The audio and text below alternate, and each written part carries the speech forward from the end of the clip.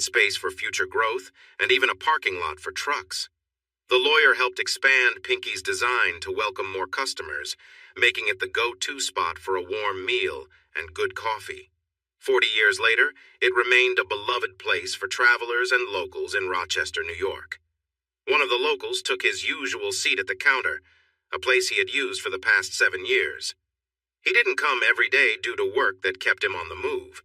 He often wondered how this seat was always available when he did stop by for breakfast or dinner, and he appreciated whatever luck made it possible. "Good morning, Hal," a gray-haired waitress greeted him, holding a pot of coffee. "Morning, Eve," he replied with a smile. Eve placed the mug in front of him and poured while watching his face. After years of serving, she knew just when to stop pouring without looking at the cup. "Are you okay, hun?" she asked gently. Hal let out a small snort and looked up again. Eve's insight was sharp.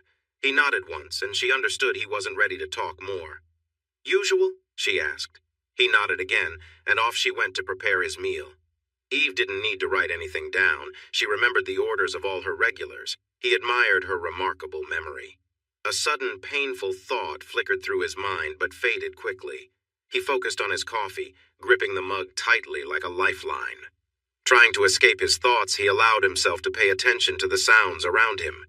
This was a skill he had developed to stay alert and now helped him stay calm.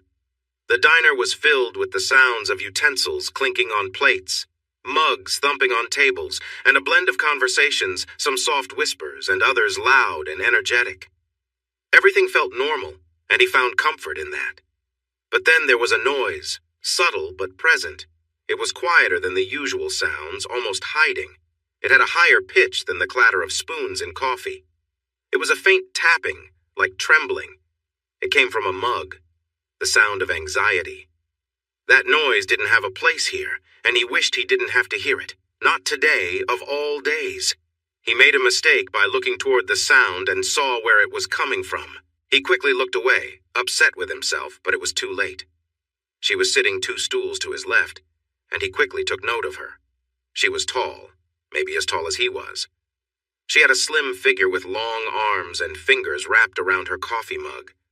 Her hands were shaking, and he realized the tapping noise was from her multiple silver rings. She had long blonde hair, which looked like a thick braid. Wow, that was a lot of hair. Her big brown eyes had long eyelashes.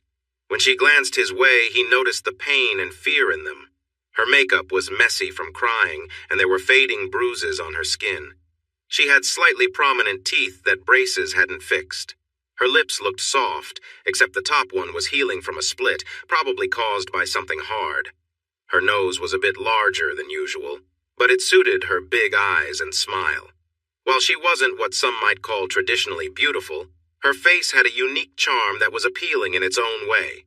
Definitely appealing, except her body language screamed that she was in trouble. She seemed like she would attract trouble, and judging by the bruises, it looked like that had already happened. He wondered if she was trying to escape. It seemed possible. She looked to be in her early 30s, almost 10 years younger than he was, and he thought about whether her current situation was new or something she had faced for a long time. She wore tight light blue jeans with rips and worn black shoes that had seen better days. The pink satin jacket barely covered her waist and was worn open. He noticed it didn't seem to fit properly. He heard a man behind him talking about her. He wasn't the only one noticing what was happening. The difference was he wasn't looking for trouble. Eve came over with his food, and he felt relieved for the distraction. He smiled at her, and she looked at him knowingly. He simply shook his head, thanked her, and began to eat. Eve walked over to the woman. "Are you sure you don't want anything to eat?" "No, thank you, just more coffee, please." His hand paused as her deep voice sent chills down his spine. He hadn't expected that. It sounded rougher than he would have thought, almost surprising given her appearance. Still, there was a note of fear in it that troubled him, so he tried to forget it and finished his breakfast. When he was done, Eve was there to take his plate and pour him more coffee. "Will I see you again tomorrow?" she asked. "No, not for a week or so." "Going for a long drive," Hal said. "Another work trip?" "They really wear you out," she replied, making him smile at how much she cared. "No, this is different. I'm driving west to LA. It's personal," he said, feeling a little awkward. You can't drive all that way. You'll fly from Buffalo, right? Eve asked in surprise. No, I'm driving. I need the time to think, Hal said, pushing away thoughts that crowded his mind. Could I get a ride? Just to Erie?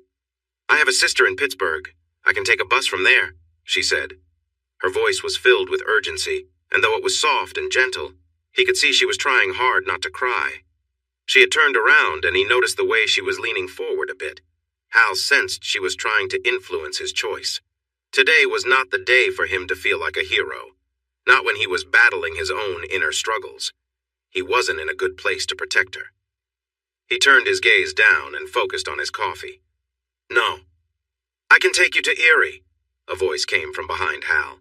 It was a man, probably a long-haul trucker who had been making unkind comments about the woman. Hal knew she shouldn't trust him. He felt the blonde woman's eyes on him as well as Eve's. He kept his hands on his mug and his eyes down as troubling thoughts filled his head. Sure. Thanks, she said. Hal felt her decision hit him like a blow, and anger surged within him. This wasn't his problem. She wasn't his responsibility. He hadn't done anything wrong. Pain shot through him again. I just need to use the restroom, she said. Sure, my truck is parked right behind the restaurant. You can't miss it, the trucker said, walking away, leaving Hal uneasy. Hal took deep breaths, trying to calm himself. He sipped his coffee and pushed away his worries, focusing on the sounds around him to ground himself. Then he picked up another conversation from a distance. Pete, where are you?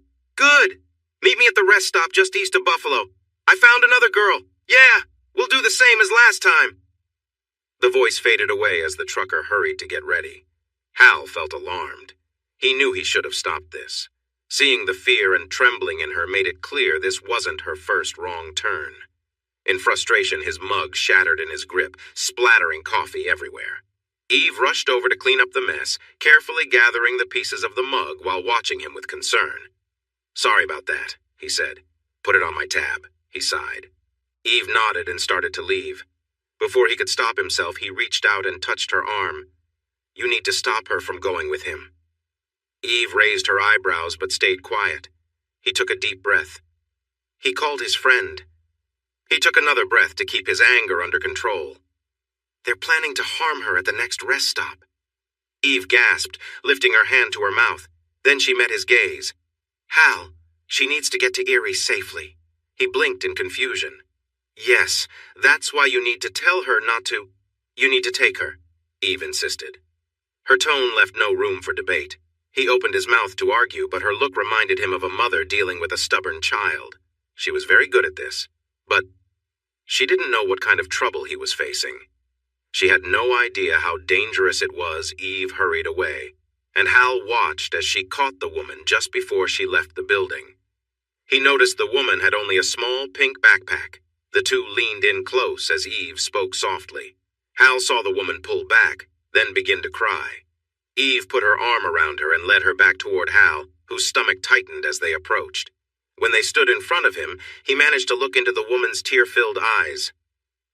Erie? He asked, and she nodded slightly. Once again, a victim in need. Okay, I'll get you there, he said firmly. Eve smiled at him kindly as she let go of the woman. Her name is Sam. Sam, this is Hal.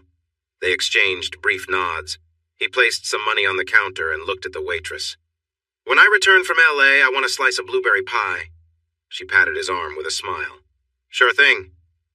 Stealing a glance at the woman, Sam, he moved toward the door, holding it open for her. She followed closely behind as if worried he would leave without her. Outside, he led her to his rental car. As he traveled across the country, he had treated himself to a slightly nicer vehicle. It was bigger and more comfortable than what he usually chose, and even had GPS to guide him along the way.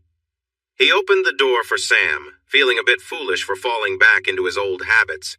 She looked at him in surprise before quickly getting inside. He closed her door and walked around to his side. Glancing back at the diner, he saw Eve watching him with a small smile.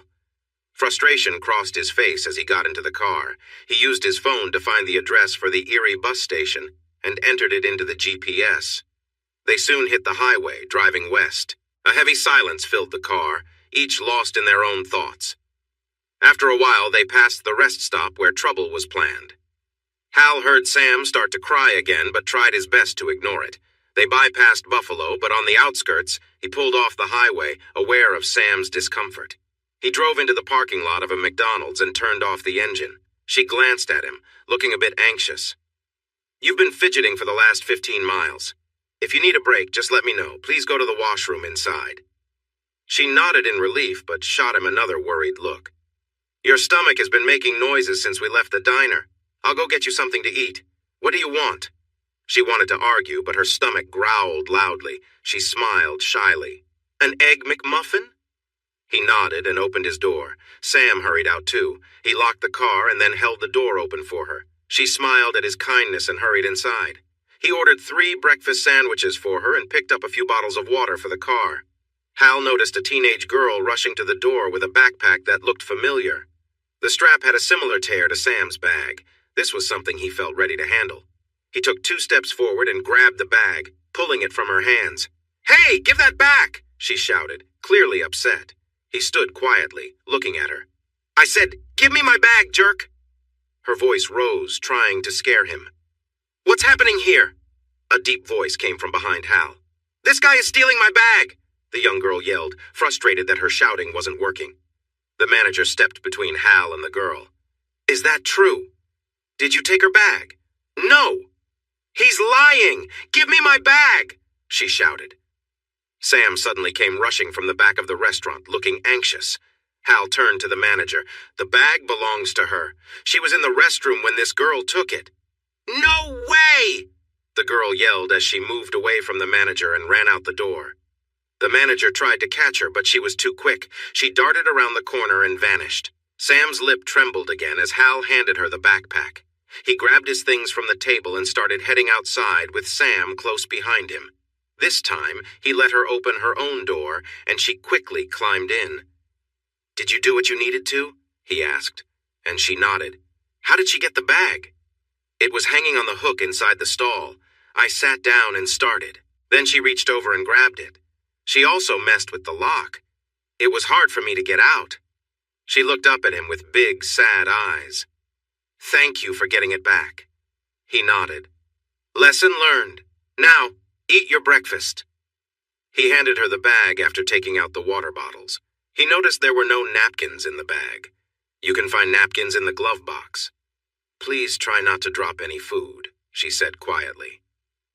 Hal got them back on the interstate, and they joined the busy traffic on 90, heading west alongside Lake Erie. Sam took the chance to eat quickly. She slowed down with her third bite, leaning back against the seat, looking a bit more at ease. "Oh my gosh, thank you. I haven't eaten in days," she said, sounding relieved. Hal felt a bit better too. It felt nice to care for someone else. She was certainly a welcome distraction. Maybe that was a good thing. "You're welcome," he replied. He glanced over and saw that she was looking at him. He raised an eyebrow and focused back on the road. "What's on your mind?" "You aren't what I thought you would be." He looked at her again and noticed she was studying him closely. "What made you think about expectations? We just met." He felt a twinge of guilt, knowing he had done the same when he first saw her. So far, she matched his impression. She seemed taken aback by the question. "People. We often judge each other at first sight. It's just how we are," she explained. "What did you think?" he asked, curious despite himself. She paused, and then the words rushed out. "Your clothes are a bit wrinkled, like you've been wearing them for a while, and you haven't shaved in a couple of days. I thought maybe you were one of those people who blend in, the ones nobody notices. But now you seem really confident, especially at the restaurant. I wish I had that." He frowned. "I'm sorry, I didn't mean to offend you," she said urgently. He shook his head. "It's okay, I'm not offended." He stopped for a moment. "I've had a rough time these past few days. I'm not the best company. That's part of why I'm driving across the country. Just me and my thoughts." She fell quiet for a moment, studying his face. "Is that why you said no?" she asked softly. He made a quiet sound. Saying no had not gone well for him. "Yes, I'm sorry for prying, but I'm glad you helped me escape those bad people." He nodded, though he knew she didn't realize how close she was to danger herself. They traveled on in silence. The scenery was plain, as the interstate was built for speed, not beauty. "How long have you been on the run?" The question slipped out before he could stop it. Maybe it was the looming danger that made him lose his filter. She froze, glancing at him and then looking away. "What makes you think?" "Bruises on your face, your lip, the marks on your wrist, not eating for days, your actions in the diner," he noticed, then stopped as he saw her getting upset. "It's okay. I'm not judging you, He was observant, and he often found it hard to hold back his thoughts. "Sorry," he added softly. They traveled in silence for a bit until she spoke quietly. 2 days. Frank hurt me. Again. I couldn't stay, so I left when he went out to the club." "Club?" Hal asked gently.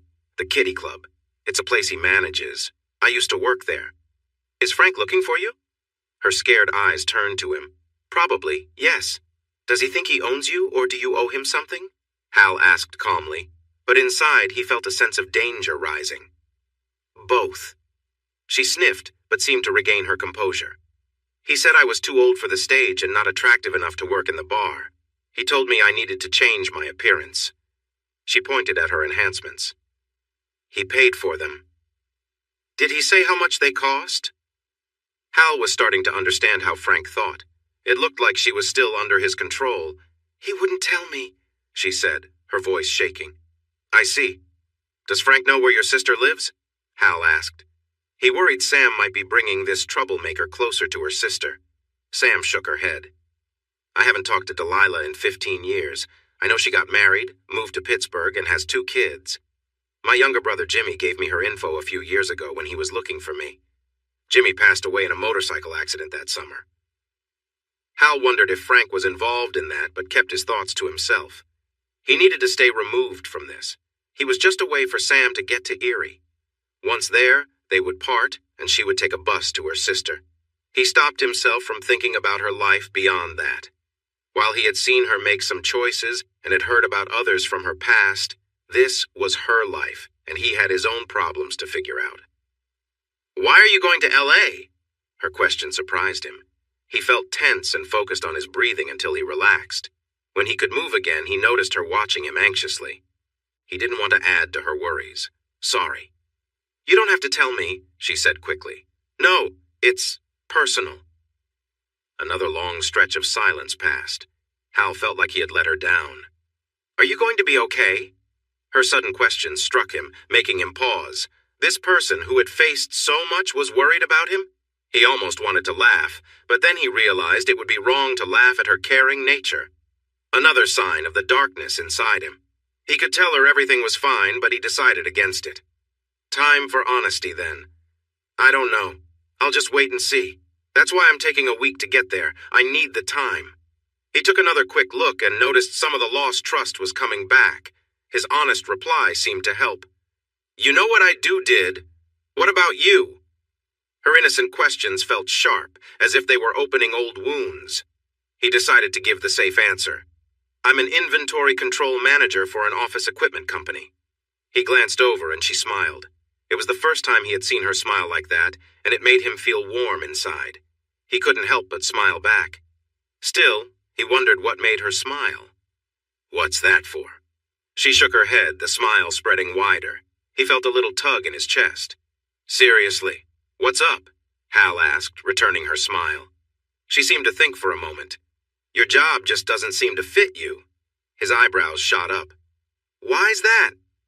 She looked at him closely, trying to see inside. "I don't know. It's like you should be doing something bigger." "Bigger?" He laughed. "I mean something more important, less boring," she said, shaking her head. Hal smiled to himself. "Don't dismiss boring. I like it." She giggled, and her laugh was nice, though it had an edge of nervousness to it. "I don't see it," she said, studying him. "Maybe something like a fireman or a police officer or something military." He met her gaze. "Military?" She looked away, a bit shy. "I'm not sure what exactly. I'm not great at explaining things." "I'll say it again. Don't dismiss boring. Not everyone can deal with fast-paced jobs. A little calm is nice sometimes." She nodded, but he could tell she wasn't fully convinced.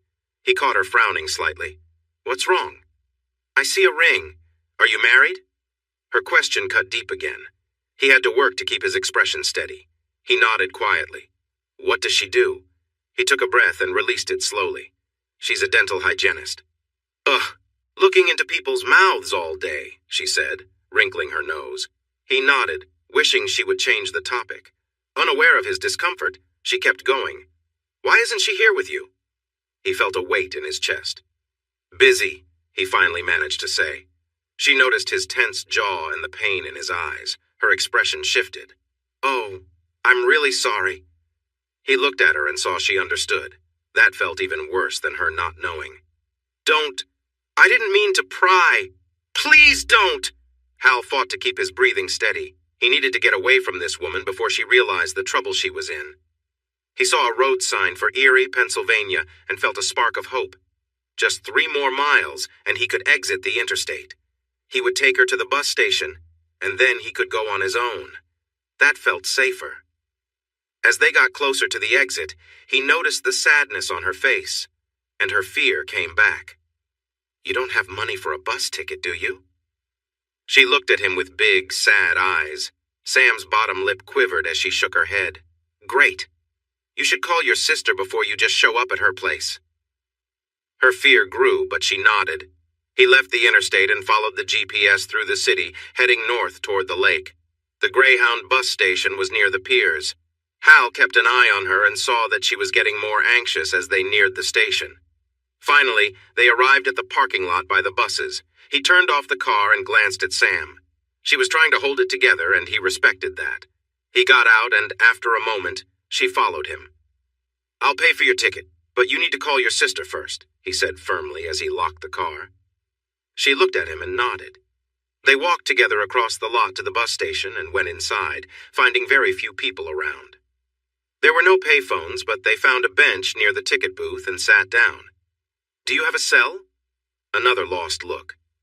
So, no. Okay, use mine. I'll check on the bus, he said, handing her his phone.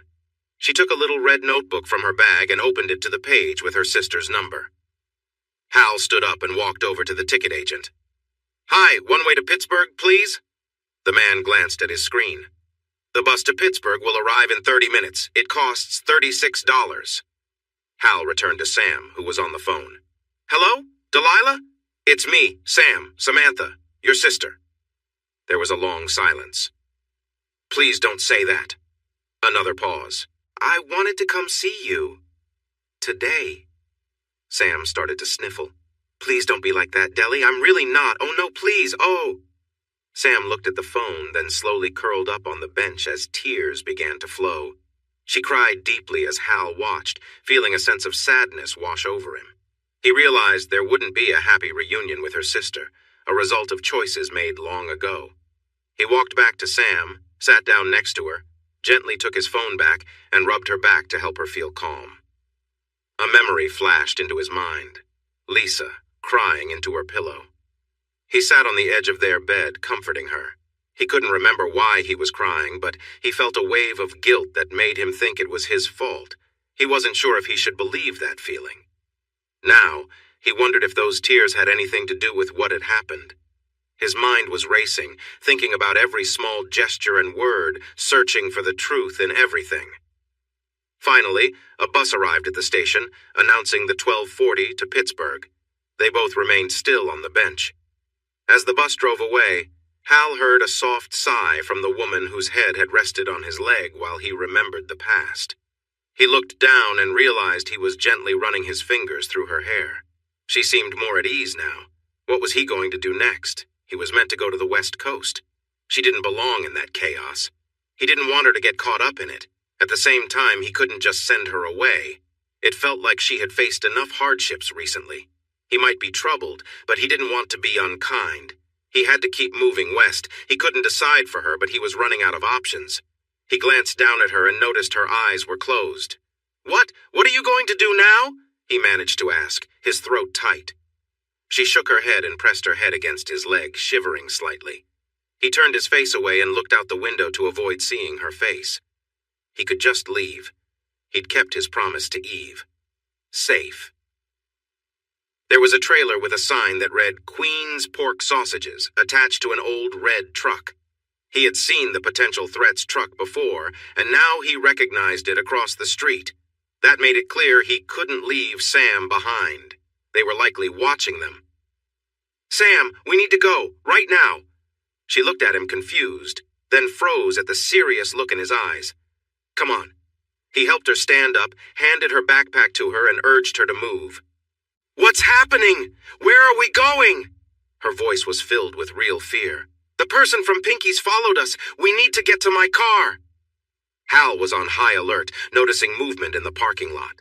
Left and right, it seemed they were getting closer. So he brought his friend along. The tension inside him grew. They parked in the second row of cars and needed to get past the first row. Their pursuers would likely try to catch them as they stepped out from between the vehicles. He carefully changed their path so they could pass between a parked delivery truck and a Jeep.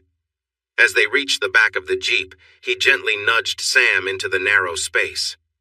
"Keep going," he whispered. She took a few steps and looked back. He was gone.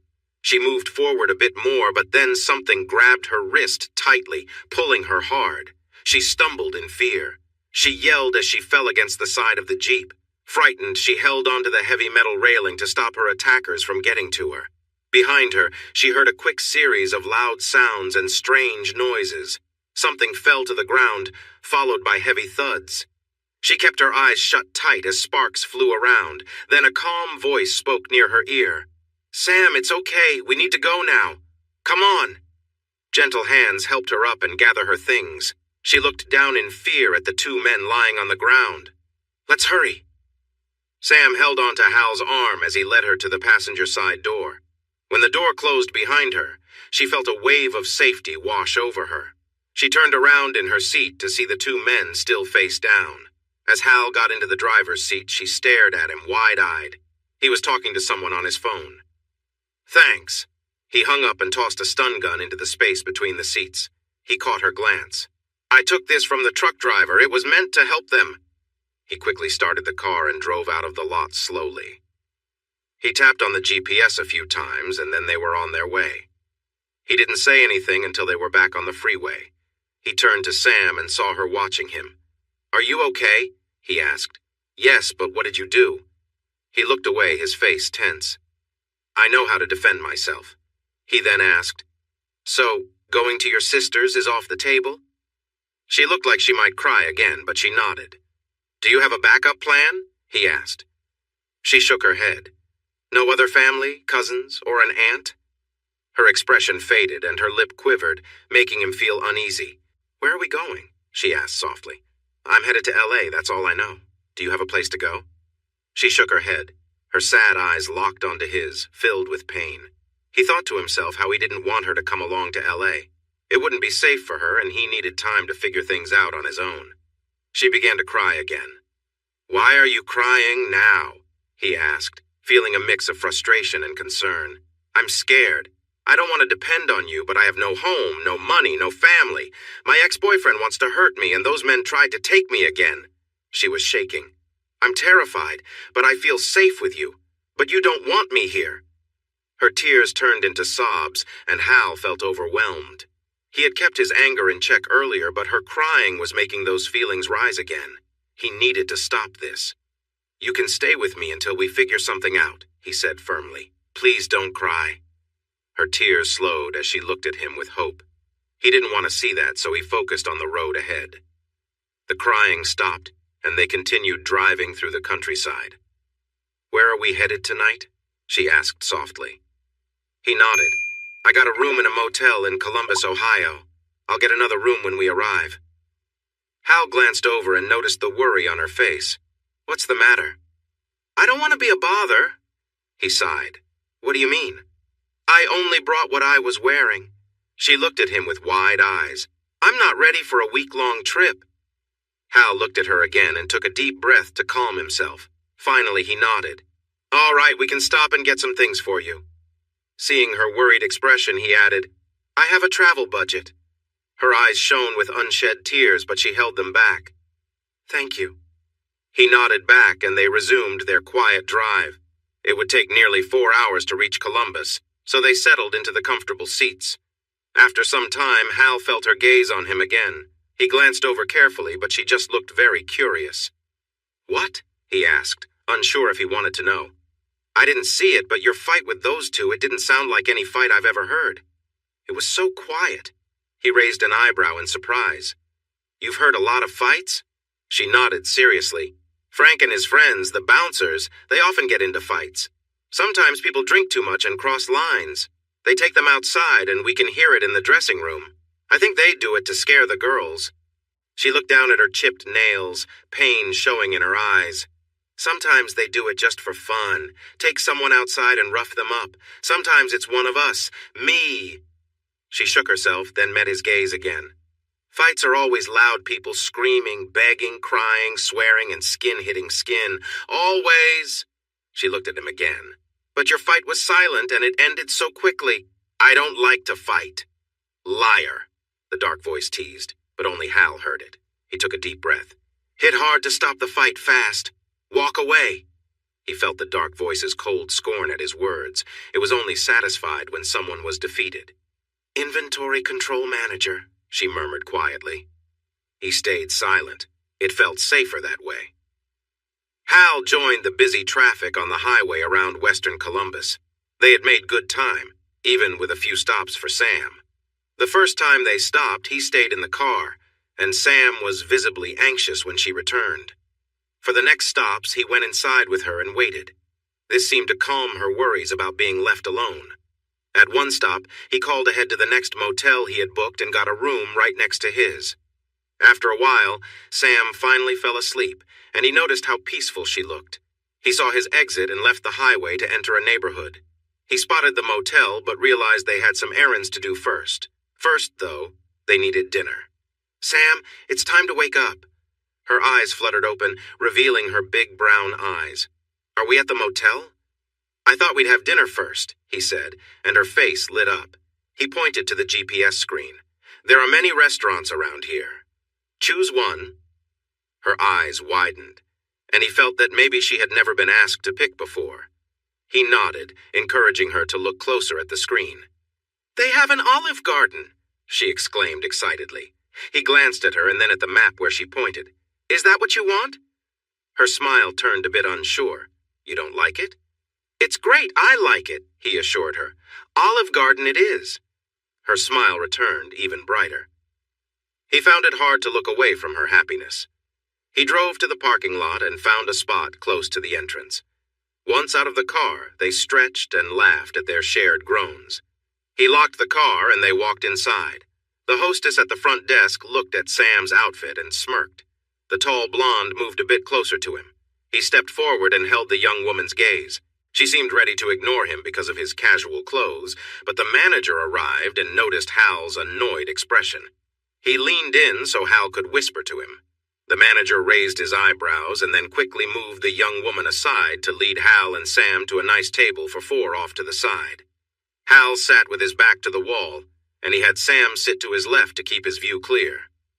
"Your waitress will be here soon," the manager said with a friendly smile. When they were alone, Sam leaned in closer. "What did you tell him?" she asked quietly. He shrugged. "The hostess was going to make it difficult for us to get a table, so I said I was a federal marshal and you were in witness protection and we didn't need any delays." She started to giggle, then looked at him with wide eyes. "It's true! You could be a marshal!" But then she suddenly froze. "Are you a marshal?" she whispered in surprise. He grinned and shook his head. They looked at the menu and placed their orders as the busy waitress came over. When the food arrived, Hal thought it was okay, but he found more joy in watching Sam enjoy her meal. When she finally settled back and rested her hands on her small belly, she looked relaxed. "Feeling full?" he asked, and she nodded with a sleepy smile. "Don't fall asleep. We need to do some shopping," he urged. She pouted but then noticed two men coming toward them. A look of fear crossed her face, and she squeezed Hal's hand, making him look to see what worried her. "Wow! I can't believe it's you! Rapunzel, what a surprise to see you here!" A heavy man shouted as he got closer. The thin man beside him kept his gaze on Hal. The loud one looked around. "Where's Frank?" Hal glanced at Sam, but she was frozen, so he answered for her. "She's not with Frank anymore." The man's sharp eyes shifted to Hal. "That can't be right. Mr. Capello doesn't let anyone go, especially not Goldilocks here. Who are you?" "I'm her friend. And you?" The heavy man grunted. "I run the Kitty Club just south of 70. I've known Rapunzel since her stage days when she used to perform." "I don't think she wants to remember those times," Hal said firmly, cutting off the man whose smile faded. The man sized up Hal, and his smirk returned. "You don't seem very friendly." Hal suppressed a laugh. The man had no clue. "You could say that. Enjoy your evening." The heavy man nodded to himself and then to his partner before fixing his gaze on Sam. "See you later, Goldilocks." Once they were alone, the waitress rushed over, and Hal paid the bill. He noticed Sam was trembling after their encounter. He needed to distract her or risk her getting upset again. "Come on, let's go shopping." She stood, and he wrapped his arm around her back for support. She looked at him in surprise, but held on to his hand until they reached the door. He guided her to his car, then drove to the supercenter and parked. "We can find the essentials here. Everything you need," he said as he got out. She nodded and hurried to keep up with him, linking her arm with his. She glanced back one more time. Once inside, Hal took a shopping cart and led her to the women's clothing section, steering her past a rack of discount-to-shirts where she paused. "Please see this as a chance to refresh your wardrobe. You don't have to stick to the shirts. Don't worry about the prices. If it looks nice and fits, we'll buy it," he said. She looked up at him with wide eyes. "We need enough outfits for a week." She started to pick things out cautiously. Each time she found a blouse she liked, she would turn to Hal for approval. He would nod. He only shook his head once, deciding a particular choice didn't suit her. She took the clothes to the fitting room while he stood by their cart, watching over their things. When she came back with just 3 blouses, he raised an eyebrow. "The others didn't fit," she said, noticing a frown from a nearby sales clerk. "Let's find some more," he replied. Sam grinned as the 3 blouses went into the cart. While she was looking, he found a few items for himself in the men's section across the aisle. He picked out a pack of blackish shirts, a pack of comfortable underwear, and a pair of gray running pants. All of it went into the cart. For the next hour, Sam tried on clothes until they had enough outfits for at least 8 days. Along with the blouses, she found 3 dresses that she seemed especially excited about. He made her choose jeans that were more whole, but she insisted on getting 3 pairs of yoga pants, which were a bit more fitting. As she modeled many of the outfits for him, he realized how great she looked. His first impression of her didn't show how long and fit her legs were or how nice her figure was overall. He noticed these things and found himself thinking about someone else, which put him in a slight bad mood. To lift his spirits, he led her to the undergarment section. He looked her in the eyes. "Just get things that fit and feel good."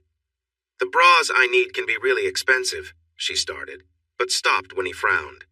He held up a hand and rubbed his face. "I'm sorry. I didn't mean to act like that. I just have a lot on my mind. Don't worry about the cost.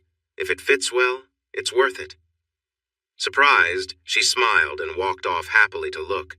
He wondered where those words had come from. He wasn't usually charming like that. She returned with an armful of bras and underwear, and they went into the cart. She noticed he seemed a bit distracted but didn't ask. As they passed the shoe section, he stopped. "You need some sandals for the dresses and definitely new running shoes." Her face lit up, and she quickly searched for sandals. He noticed a nice pair of women's running shoes, white with pink details. They were a bit costly, but they looked comfortable compared to her worn-out shoes. He also grabbed a pack of ankle socks. The shoes and socks went into his cart. When he found her sitting on a bench looking at her feet with a sad expression, he asked, "What's wrong?" "I can't wear sandals looking like this," she replied, her voice shaky. He pulled out his phone and found a nail salon nearby. "Let's finish up. You can get your nails done at a place in the next shopping area." Her eyes widened as she looked at him in surprise. "Why are you being so nice to me?" Hal thought for a moment. Helping Sam was making him feel good too. "You don't know exactly. It's good for me too." She put on her worn-out shoes and stood up. She grabbed 2 pairs of sandals and smiled at him. "Thank you." He nodded and they continued walking.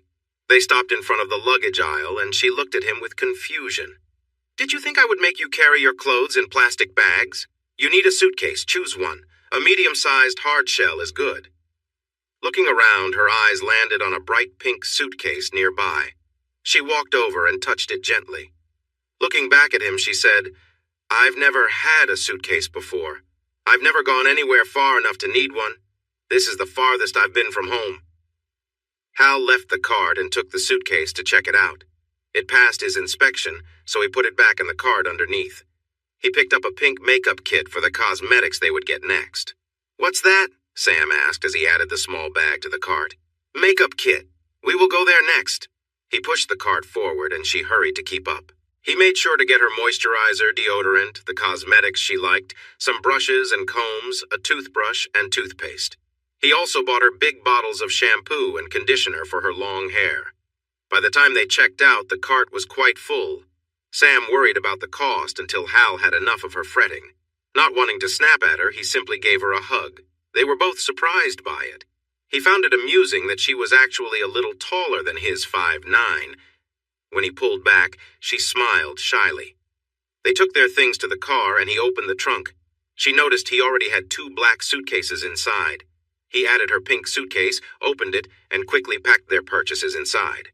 There was only a little room left when he finished. "Oh no, we forgot to get you sleepwear," he exclaimed. "I don't wear clothes when I sleep," she admitted. He glanced at her, then took one of the black shirts he had bought and tossed it into her suitcase before closing it. "You should have something just in case you need to get up quickly." She nodded in agreement. They drove to the nail salon, and he followed her inside. He found a place to sit and wait while a friendly woman guided her to the pedicure area. Seeing Sam was being cared for, Hal leaned back in his chair and relaxed. He took a quick nap until he heard Sam and the nail technician coming back. When he opened his eyes, he saw a big smile on Sam's face. She was wearing flip-flop sandals to let the nail polish on her toes dry, and he noticed her favorite bright pink color. She had her old sneakers with her, so he took them and tossed them in a nearby trash can. Sam held out her hand, and he admired the polish on her nails. It started as a soft pink and faded into white at the tips. They were her real nails, only a little longer than her fingertips. He told her they looked great, and she beamed with happiness. Hal paid for their visit and gave the young woman a nice tip for making Sam so joyful. They headed back to the car, and Hal drove them to the motel, which was close to the shops. Once inside, Hal got the key cards for their rooms, which were next to each other on the ground floor. He parked in front of one of the rooms. "This is mine, and you get the other one," he said. She looked at him and replied softly, "We don't have to be in separate rooms."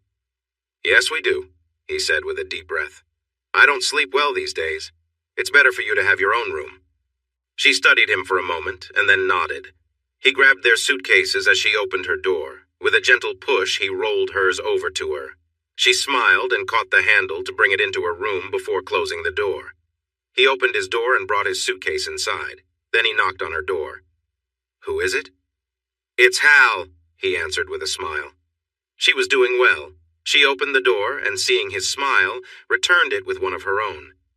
"If you need anything tonight, just tap on the wall between our rooms 3 times. I don't sleep very deeply. I want us to leave by 9 a.m. tomorrow, so let's try to be out of the motel by 7:45 a.m. for breakfast.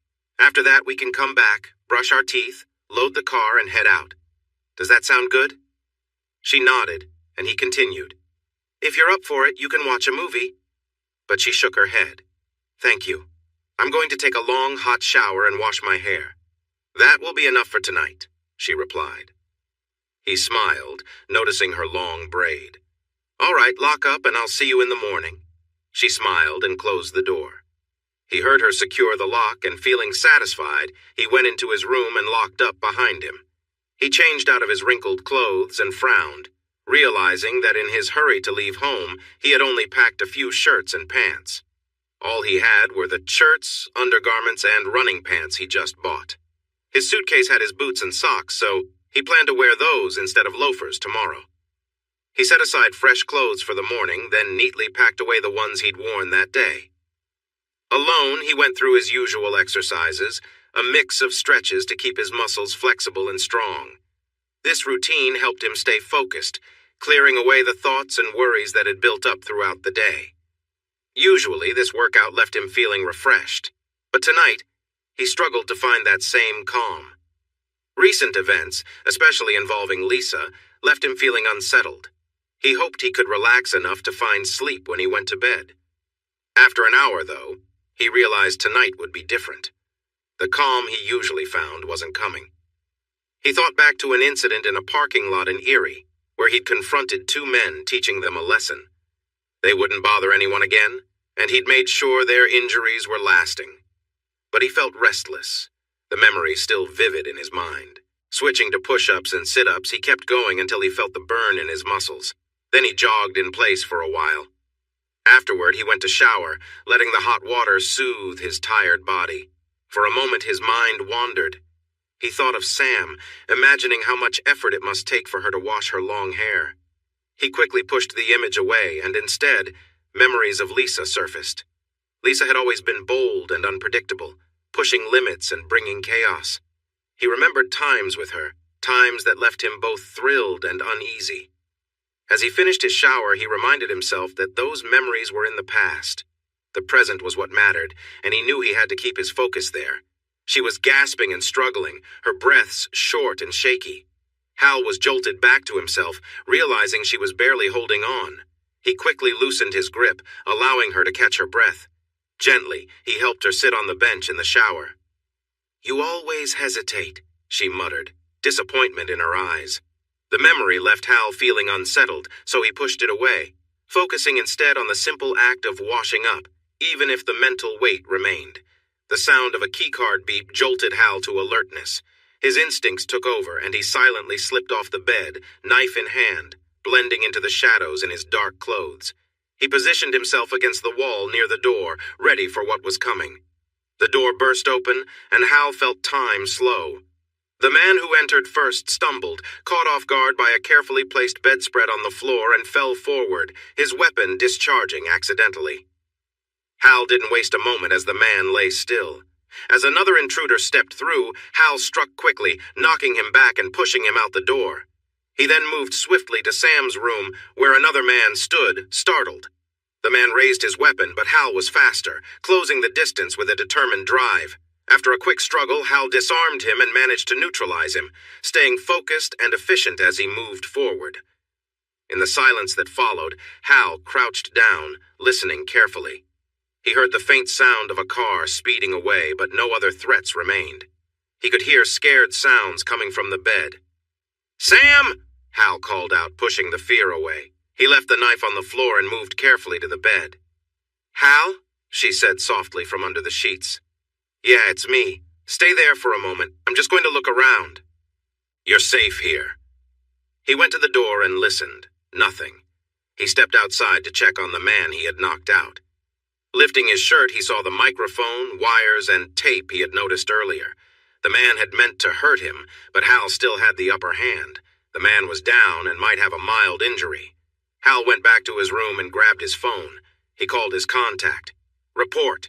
I need help. Clean up. There was an attempt to hurt someone and a kidnapping. 3 people are down, 1 caught wearing a wire." "Got it. Give me the address and wait there." Hal shared the details and hung up. He returned to Sam's room and heard her crying softly. "Sam, it's okay. It's over." He sat on the edge of the bed. She pulled the sheets up to her chin and looked around for him. She gasped when she saw the 2 men on the floor. "These were the guys we met at Olive Garden, plus some others," he said. Did you hurt them?" she asked quietly. "They weren't here for a friendly visit. The thin guy rushed into my room with a weapon. He ended up injuring himself when he stumbled. Silly mistake." He pointed to the others. "These 2 were here for you. Someone got away." He noticed Sam still hiding behind the blanket. Suddenly, red and blue lights filled the doorway as the local police arrived. "Are you wearing the shirt I gave you?" he asked. She shook her head. He sighed and took off his shirt to give to her. "Put this on. The police are here and they might not be friendly, but don't worry. I made a call." He glanced at the door as she struggled to put the shirt on. "Police! Come out with your hands up!" He sighed. "Here we go?" Sam stared in shock at Hal's back. His skin was marked with past pain. She watched him stand and walk through the door lit up by the flashing lights. Now it was her turn. She felt thankful for his long shirt covering her. She tried to copy his calm movements, but she was too scared. She stepped into the lights. Hal caught up on sleep in the police holding area. There wasn't much else he could do. Demon? He opened his eyes and looked towards the entrance of the cell. Demon. Whatever. You're getting out, the officer said. Hal stood and walked over to the door, and the officer let him out. He followed the man into a large room filled with desks and a few police officers working the night shift. He realized he was just in his black shorts, and that was it. The room fell silent as everyone looked at him. At first, he felt troubled by how much people noticed the scars and burns on his skin, signs of the pain he had endured. Now, he simply ignored their curious gazes. Sam was seated with her back to him at a nearby desk, talking to a detective. She seemed to be all right for the moment. They had given her a blanket to keep warm. Not too far behind, Sam was his supervisor. Carl Gunderman was a man in his 60s but looked younger, maybe in his 40s. He was short and slim, with a thick black beard and a buzz cut. His voice sounded deep and rich over the phone, but in person he never smiled. Today was no different. He moved closer to Hal, scanning for any new injuries. I'm fine. It was a close call but no injuries, Hal said quietly. Why did you do that? Carl asked. Hal let out a soft laugh as he remembered how Eve had pushed him to take care of Sam. I had no choice. Carl raised his eyebrows and glanced at Sam, who was unaware of their conversation. Hal nodded slightly. Why are you off the program? Carl asked. Hal felt a brief jolt as he thought of Lisa, and Carl frowned. They had been working together for so long that they understood each other without needing to talk. Carl sensed that Lisa was unpredictable for Hal. I need some time, just a week, Hal said, meeting Carl's gaze. Carl finally nodded. Can you manage without her, the troublemaker? Carl asked, motioning toward Sam, who he had already assessed. Hal looked at Sam from behind, wondering if she felt uneasy around him after seeing what he could do. She must have sensed his stare or noticed the quietness in the room, because she turned and saw him standing there looking worn. Sam jumped to her feet, rushing over and wrapping her arms around him. She buried her face against his neck, trembling slightly. He instinctively returned the hug. Hal exchanged a surprised glance with Carl, then shook his head to respond to the earlier question. Carl frowned, his expression showing resignation. He held up a finger and silently mouthed, 1 week. Hal nodded, and his supervisor walked away without another word. Miss Dulaine, I have a few more questions, the female officer said, and Hal felt Sam cling to him tighter. Sam is done answering questions. The officer was clearly displeased and raised her voice. This is an active investigation. Stand down, Officer Haynes, came a command. The officer turned to see her supervisor frowning at her. Sir? Orders from above, there is no case. Destroy the paperwork. The officer looked at Hal, then nodded at her commander. Yes, sir. She returned to her desk. Thank you, Hal said. Don't thank me. It wasn't my choice. He handed over a large manila envelope containing Hal's wallet, keys, and room key cards. Carl had done a great job again. Even his knife was in an evidence bag. The guys who came in had key cards. Did you talk to the night clerk? Hal asked. He's gone, just like the driver. Even if we find them, there's nothing we can charge them with, the man said, looking unhappy. He glanced at Hal. You messed up a big operation we had planned for a year, but Officer Romano wanted me to thank you for not hurting him. He frowned again. Hal just nodded. We need to go back to the motel to get our things. Can we get a ride? Hal asked. The commander nodded. It's all set. You'll meet the driver at the entrance. He walked away, clearly unhappy about everything. Let's go, Hal told Sam, who stepped back and looked confused. We just get to leave? I don't understand. People died. She seemed lost. He couldn't explain it well. Maybe she didn't want to stay with him now. Yes, we can leave. There are no charges. It'll probably just be called a failed robbery with the attacker's deaths as self-defense on my part. I'll understand if you want to leave me. No! Sam grabbed his arm. Don't leave me behind, she whispered. I don't want to be alone. He blinked at her, then nodded. Okay, let's go back to the motel. They went down the stairs to the ground floor, where a man watched them with a smile. Mr. Demon? Demon, he corrected. Sorry about that. I'm here to drive you back to your motel. The man seemed a little distracted by Sam. "Let's go," Hal said, trying to get the man focused. They followed him to a minivan and sat in the middle bench seat as the driver got into place. The drive back didn't take long. Sam held Hal's arm tightly, still shaking. When the driver dropped them off at their rooms, the sun was just starting to come up. Police tape was still around the area by their doors, and 2 police cars were parked outside.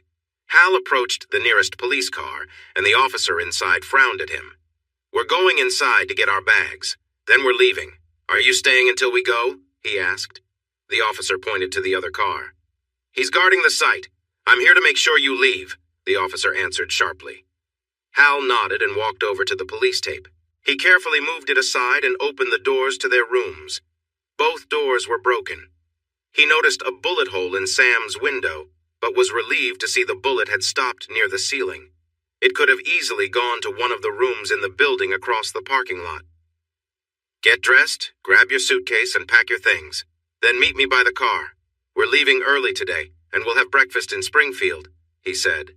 She nodded and walked to the open door. "I can't," she said, her voice trembling as she looked inside. Hal sighed and took her inside. He asked her to pick out some clothes and get ready. He packed the rest of her clothes into the suitcase. He carefully stepped over a big stain on the carpet and gathered her items from the bathroom into her makeup kit. He brought that back out and added it to the suitcase. He opened a plastic bag for her dirty clothes and included that before closing the suitcase. He looked at Sam and noticed how she had changed. She wore his black t-shirt under a soft, light gray sweater with a deep V neckline. She also had on dark gray yoga pants and new sneakers with ankle socks, waiting for him to say something. "Wow, you look really nice," he said. Her smile brightened up her face but turned shy after that. He nodded for her to take her suitcase as he left the room, with her following closely. He stepped into his unit and sighed. They had not cleaned the mess on the carpet and walls. He looked at her. "You should wait here. The room is not very nice." She nodded, and he went back inside. He carefully stepped around the mess to get to his bathroom, took a quick shower, dried off, shaved, and used deodorant before packing his things.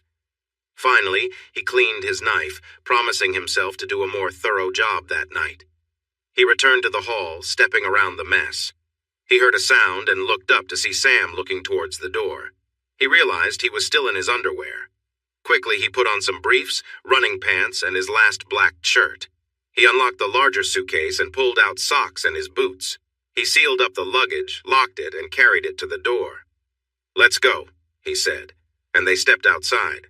Hal loaded their suitcases into the trunk and held her door open as she got in. She sat down and tucked her legs inside while he closed the door and walked around to his side.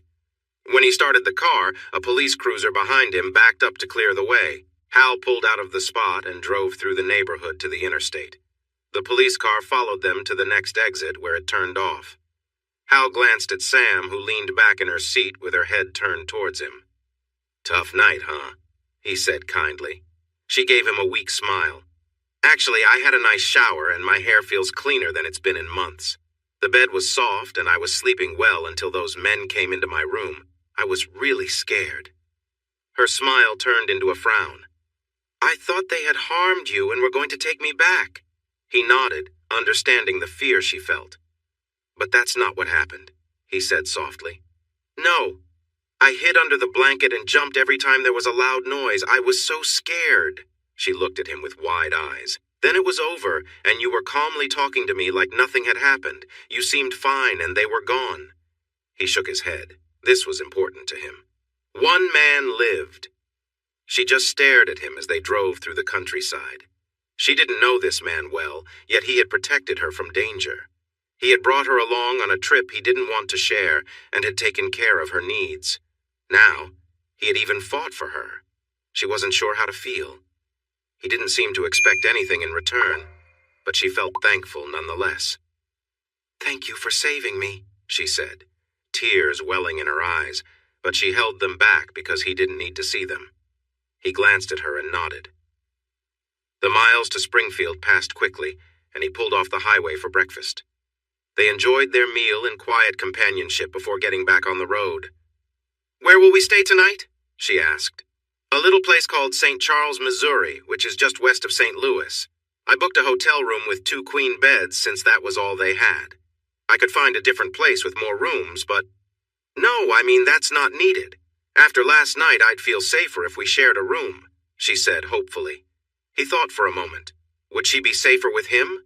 He had faced threatening men last night, so he felt a strange calm this morning. As long as he didn't think about what lay ahead and the hard choice he would have to make. He looked at Sam, who appeared to be waiting anxiously for his response. Okay, we can try that. I should warn you, though. I don't sleep soundly and can react strongly to unexpected things, as you saw last night. Please let me know if you need to get up before you move around. She nodded, understanding his concerns. Waking me by talking to me is okay, but please don't come near the bed until I'm awake and can respond normally, he explained. Is that a condition? She asked, and her question hit him hard. How could he explain? He couldn't. He wasn't sure if he even had the right to. But still, he could offer her something. Yes, I see someone about it, was safe enough to share. She nodded and looked out her window. He let out a breath he didn't know he was holding. He didn't want to lie to her. The endless flat land soon lulled Sam to sleep. Hal realized she hadn't rested much at the station. Now he had time to think, but all he could think about was how nice Sam looked in her new outfit. He felt a tug in his heart, one he hadn't felt in a long time. He brushed that feeling aside, as it reminded him of how he acted when he first met Lisa in high school. On his first day, Hal quickly learned that Lisa enjoyed causing trouble and had a way of getting attention from the boys. Everyone, including many teachers, was often distracted by her charm, and she thrived on it. Her ability to weave in and out of the hearts of many made her both liked and disliked at school. By the time he got to Lisa's school, Hal had already gone through a tough life in foster care and trouble with the law. He felt lost and on a downward path. Lisa noticed his struggles and pulled him into her whirlwind of chaos. They began their rebellion in a very public way. Their actions became more daring as time went on. Lisa would pretend to be with a popular athlete, and Hal would fiercely confront him, thinking he was protecting her. He didn't see that he was playing right into her hands.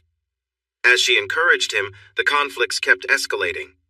By the end of their first month together, they were on the run, having taken a school bus, leaving their driver hurt at the school. During their trial, a judge with military ties gave Hal a choice: spend years locked away or join a special program to help him manage his energy. He chose the program, hoping for a better future. Lisa, meanwhile, received different help. She learned how to navigate the system and came out with her diploma and a scholarship for dental hygiene training. 10 years later, Hal was one of the program's shining successes. He was ready for the next step. He returned to regular life with a management job in a small company in northern New York. Even though he still had duties and was sent on various missions, he always returned home, healed and ready to contribute to society once more. His success in the program continued. Soon he no longer returned from missions hurt. Those lessons were behind him. Then came the day he noticed her.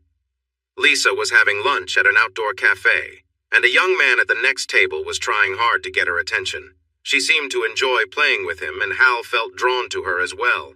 He walked right up to her table and sat down across from her. The young man tried to object, but Hal firmly held his finger and calmly asked if he could manage without it. Hal and Lisa spent the rest of the day lost in each other's presence. He suddenly came back to reality, remembering Lisa and the effect she always had on him. He realized now their relationship wasn't healthy. His supervisor had mentioned this several times. Hal's good performance in his missions allowed him to stay with her. He knew that any slip in his work would lead to serious consequences. As he focused on the road again, he saw signs for Terre Haute. They would stop for lunch, and he was letting Sam choose the place this time. As he pulled off the ramp, he called to her. "Sam, we're stopping for lunch." "What? Lunch?" she asked, blinking sleep from her eyes. "Where are we?" "Terre Haute, Indiana. I'm just going to drive up the street to see what options we have." They went a few blocks when Sam made a little sound, showing something had caught her eye. It was an Applebee's, so he turned into the parking lot. She looked at him. "Are you okay with this?" He smiled and nodded. "It's fine." They got out, and he quickly checked the area before locking up the car while Sam waited for him. He walked to her side, and she took his arm as they headed to the front door. He wondered when they had started this touching, but then realized it had begun back at the police station. He considered pulling away, but he didn't really mind. Sam seemed happy too. They went inside, and Sam smiled widely when the friendly hostess greeted her and led them to a table. It was such a contrast from the treatment she had received the night before. Hal took a seat and watched the door, surprised when Sam sat next to him. She had done the same the night before. She eagerly looked over the menu while Hal decided on a small salad. Honestly, he wasn't very hungry. The waitress was also warm with Sam, her cheeks rosy from all the smiling. "Thank you so much for these new clothes. They make such a difference," Sam exclaimed when they were alone again. "They're just clothes. You're still you. If it takes a new outfit for them to treat you well, that shows more about them than you," he said with a small shrug. She leaned against him, squeezing his arm gently. That felt nice, but Hal was uneasy about feeling this way. "Sam, I need you to stop." She leaned back and looked at him. "I'm so sorry. I didn't mean to make you think I was after anything." She began to move away from the bench, but he took her hand. "No, that's not what I meant. You've been very kind, and I know you've been through a lot. It makes sense that you might feel thankful." He paused to take some deep breaths because he didn't want to discuss his wife, but it was necessary. He noticed the sad look on her face, so he placed his other hand over hers and looked into her eyes. "I'm married, and have been for years. That's really important to me, but recent events have shown me something very hard to face." He winced as a wave of emotion hit him. He took a deep breath and started again. "I'm not great at understanding my wife. She's much better at reading me. I think she has been hiding things from me our entire marriage, probably since we met in school. I'm not sure if she really loves me or if she ever did. I noticed some patterns a few days ago. I need to figure this out before I can move forward." He sighed. "I can be completely unaware of feelings. That's one thing I appreciate about you. I can read your emotions easily. It's such a relief." Sam looked like she might cry again, but there was a small smile on her face. "I'm sorry about your wife. I have to say, I've heard many men say their wives don't understand them, that their marriage was a mistake, and that they were looking for something more. This is the first time I've heard the opposite. It's refreshing," she said softly. He raised an eyebrow in surprise, and she smiled shyly. "I like you too, but I won't rush you into anything until you're ready." She tilted her head down and peeked at him from under her bangs.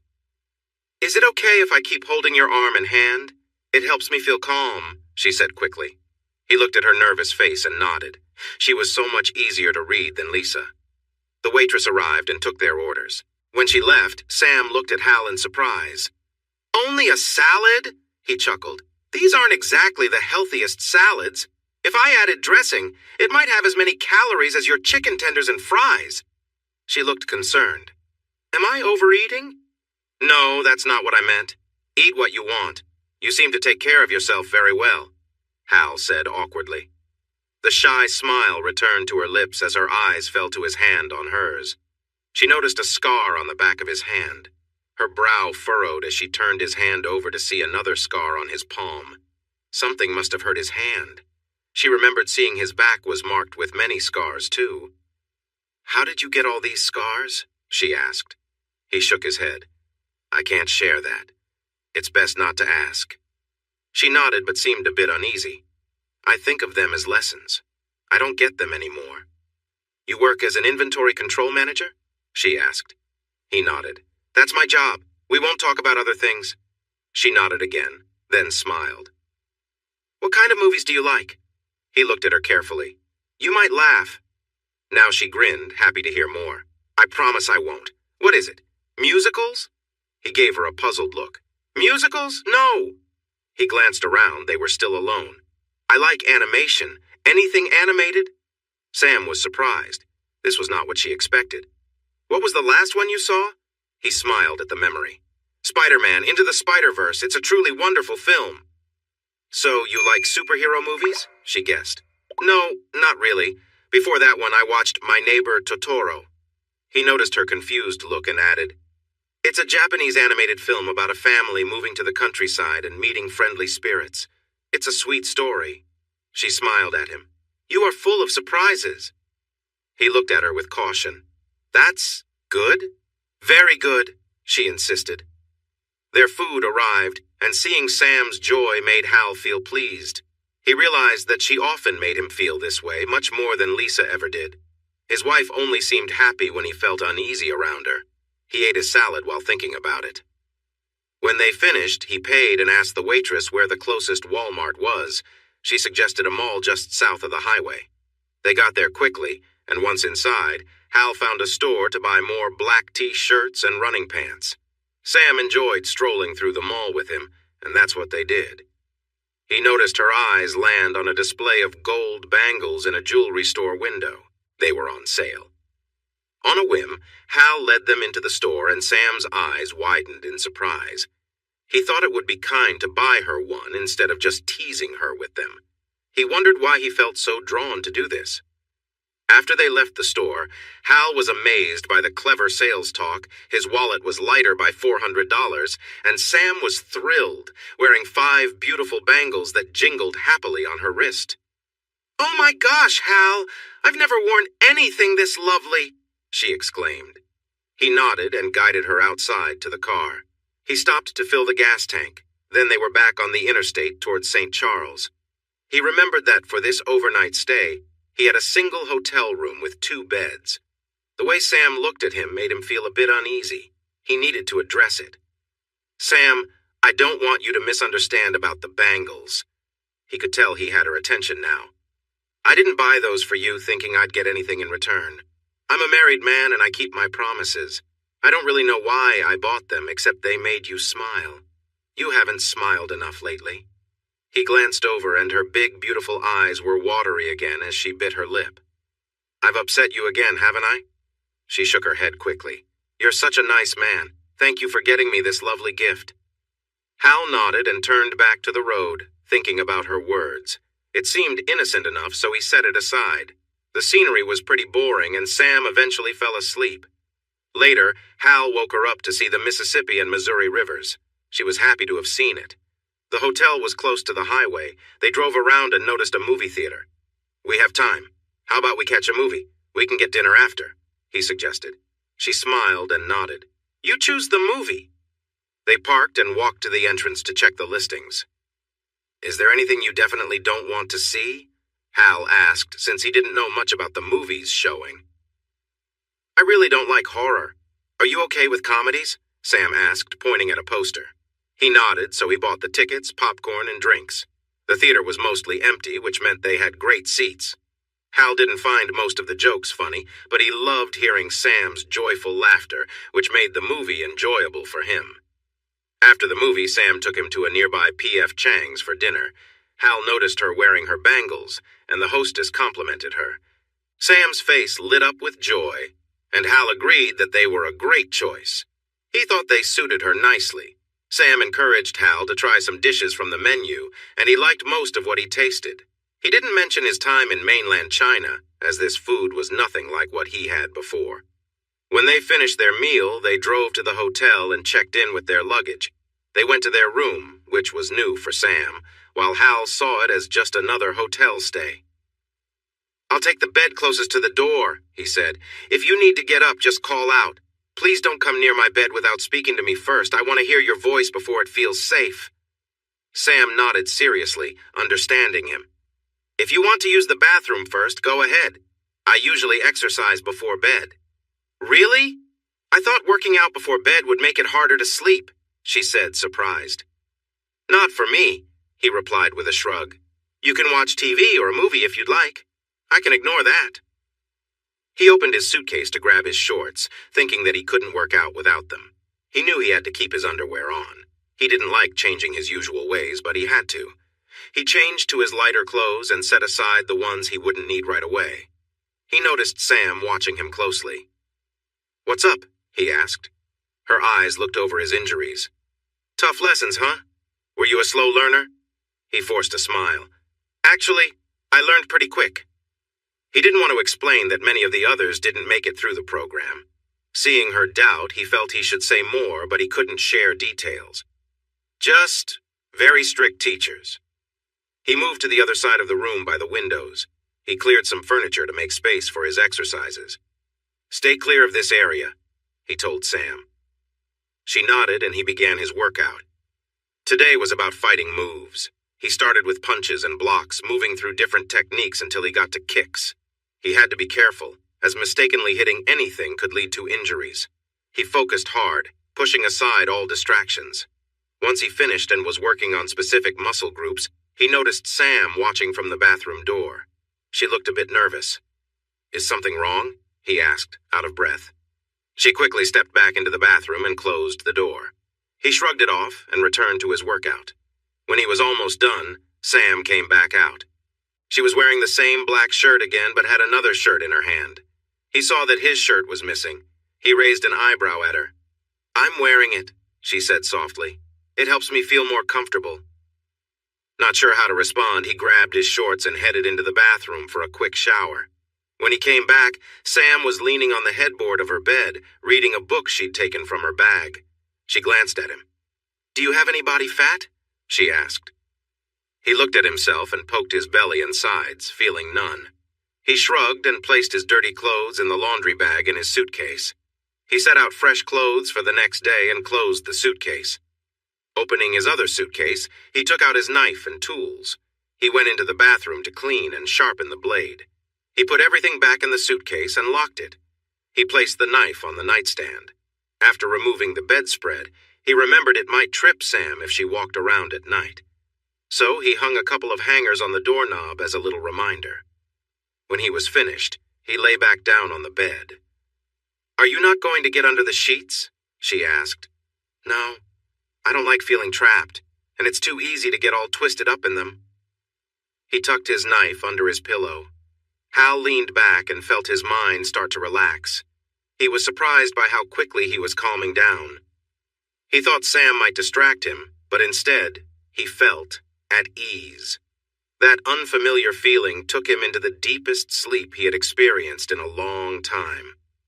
In the morning, they had breakfast in the small hotel restaurant, brushed their teeth, packed their bags, and headed to the car. Hal placed their luggage and her bag in the back. He briefly checked the vehicle before opening the door for Sam. She looked at him with curiosity, but he just smiled and shook his head. He didn't mention the handprint on the car.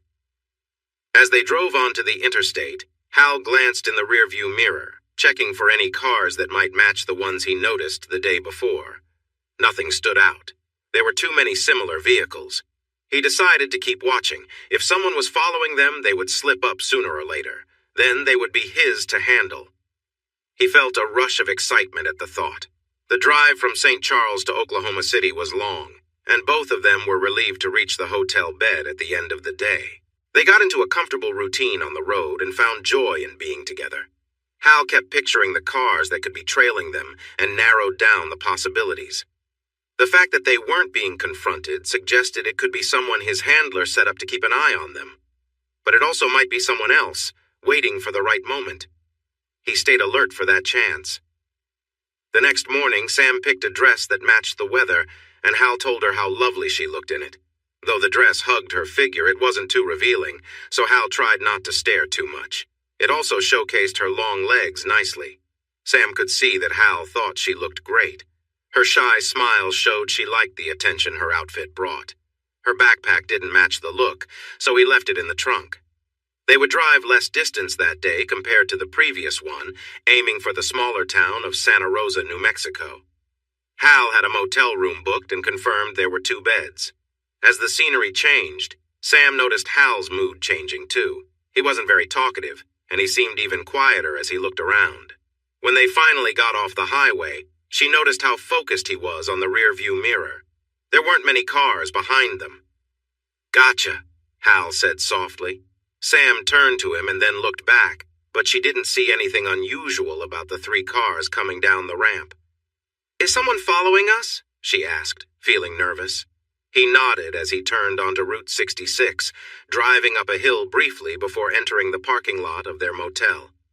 Hal parked the car in front of the office and got out to watch a dark sedan signal to turn into the gas station across the street, but then continue on. Sam got out of the car, glancing at Hal with worry. "They're gone. Let's see if they give up or keep following us," Hal said, taking note of everything he had seen. "Are they going to hurt us?" Sam asked, her voice shaky. Hal looked at Sam and noticed how anxious she was. He shook his head. I don't think so.